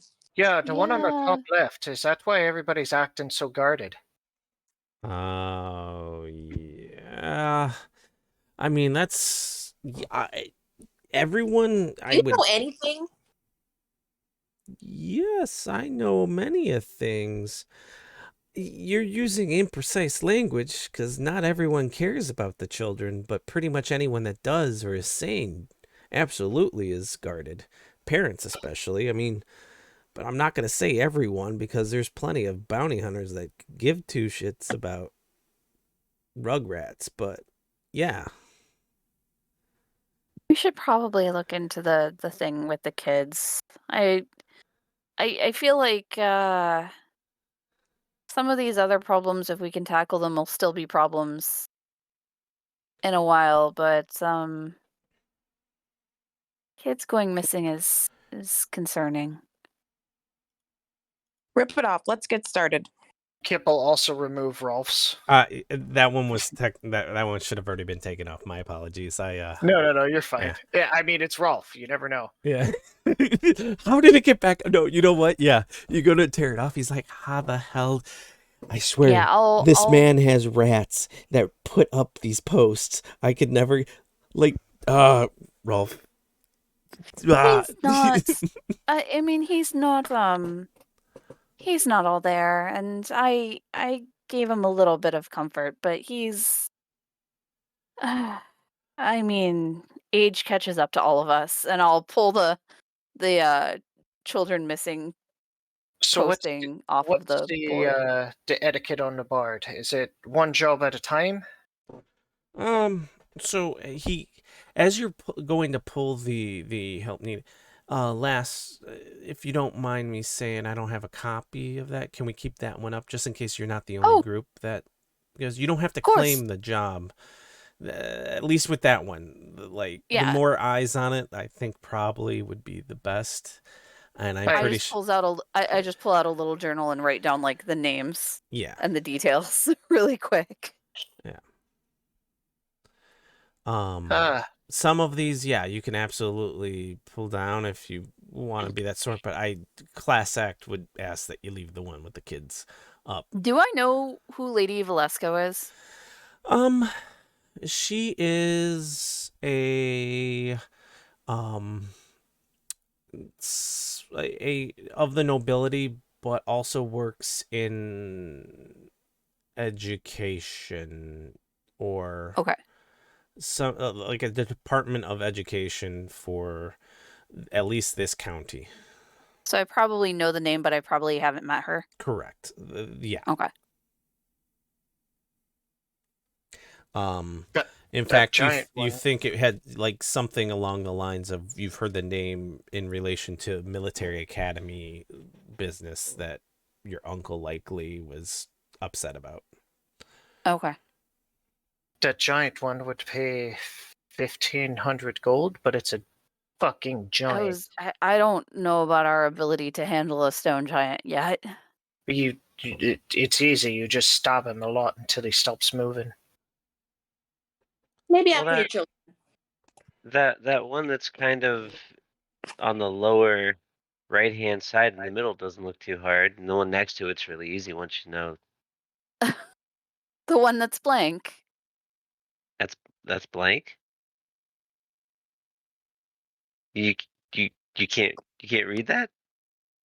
No, there's nothing No, there. Yeah, it's blank. No, it you're The one that not. says, "Tell me why the hell this one quest is Well, asking 50 gold." Yeah, and that one's then the easy 24 one. blank. The one next to it's like you're The one not next to shitting it me. is You blank. can't read that. No. No, there's nothing there. You Do you want to tell us what it says if you can read it? you can read it, then collect your fucking 50 gold right now. He's just gonna wink and walk down to the bar and get Or she's already at the bar. She's just gonna head back to the bar and grab a drink. That's what I fucking thought. Okay, Mhm. so the children, and if y'all are amenable, Davrin is a right bastard. Okay. That's dead or alive, which typically means he's been very naughty.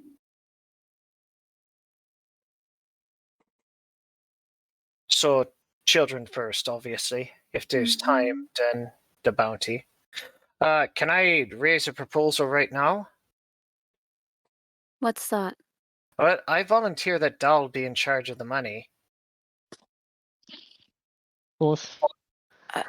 It's fine. Yeah, that's fine. And the easiest way to handle things going forward seems like a six-way split, the sixth person being a party fund to handle things like provisions, food, lodgings. Transportation, lodging. I can handle keeping track of a group treasury if that's what you want. Hey, numbers are hard. Oh, not once you. You just have to sweet talk him, all. That's Anywho, all fine with me. Go find some kids. let's.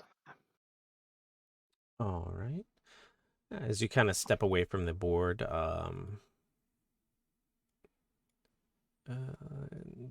back into the guild hall proper, Muga is definitely like kind of was following you on the countertop through the board. He's like, "Good, kids first, you see?" And he kind of yells, not yells, but speaks elevated voice, like, "You sorry lot haven't even left. What? It's already past noon and you're still just here waiting for the details." He kind of air quotes to them. They've known everything that they've needed known for 2 days now. They just too chicken shit to even look. All right. There are Kids. further details that you can offer, or are we hitting the ground running on this? I can. Well, I mean, I don't know where the kids are. Otherwise, I I would have gladly accepted the reward if I did. No. So I can give you a list of parents. I can give you the main guard that has been interviewing them. Like, I don't. This is where you kind of get to decide what kind of adventures you want to be.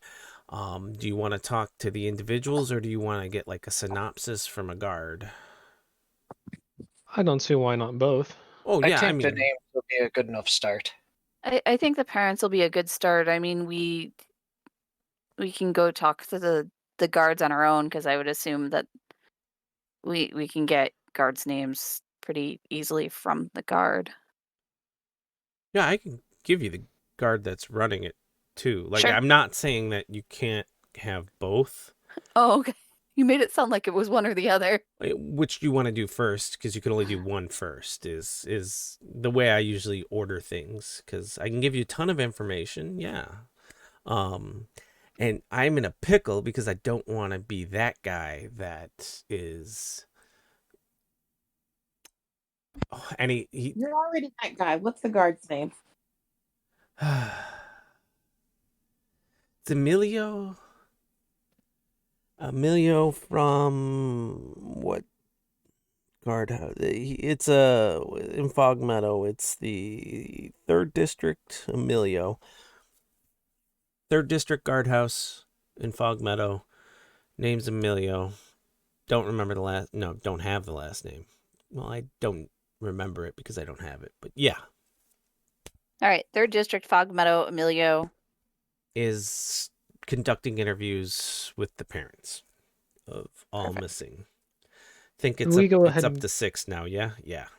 Could we go ahead and get a list of those parents as well? Yes. And because it's for the children, I'm waiving the information brokerage fee. He kind of like grits his teeth and starts jotting Don't do down. us any fucking favors. How much Thank for you the for your fee? generosity. No, Kip. I'd feel I wouldn't be able to sleep right at night. Kip, it's our first job. Your first job. Our first job. 5. There's We 5 need the of us. 5. And he will jot down the names Hooray. of 5 families. The 6th family is the same as the 4th family. 2 kids from the same family missing. One lad. Children? Oof. One lad was looking for his sister and got lost or taken or eaten or God knows what. Fuck. Okay. All right. I think we need to go talk to a guard now. Hey, I think that'd be wise. And as you're getting ready to leave, he's told you the information. He's like, if Emilio isn't at the district guardhouse, check the nearby botanical bridge. And all right. All right. you make your way. Where are you heading? To the guardhouse or to one of the first families? I think maybe talk to the guard first. All right.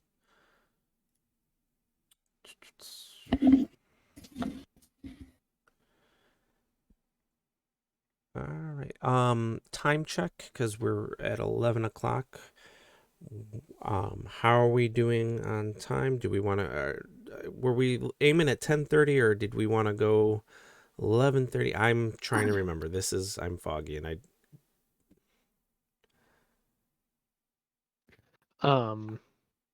who was it that had more of a time crunch or had to be up I have early? to be at work in the morning. Okay. So I'm okay stopping here.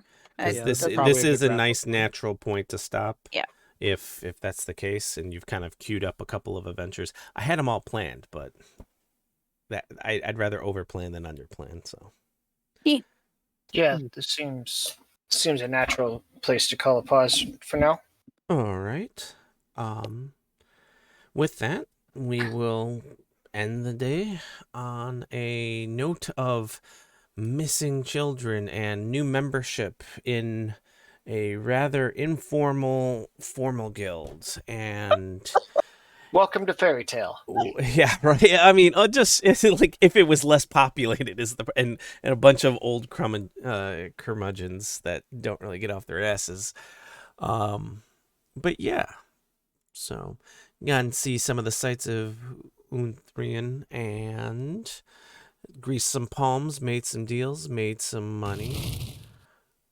But overall, rather good first introduction to a large city.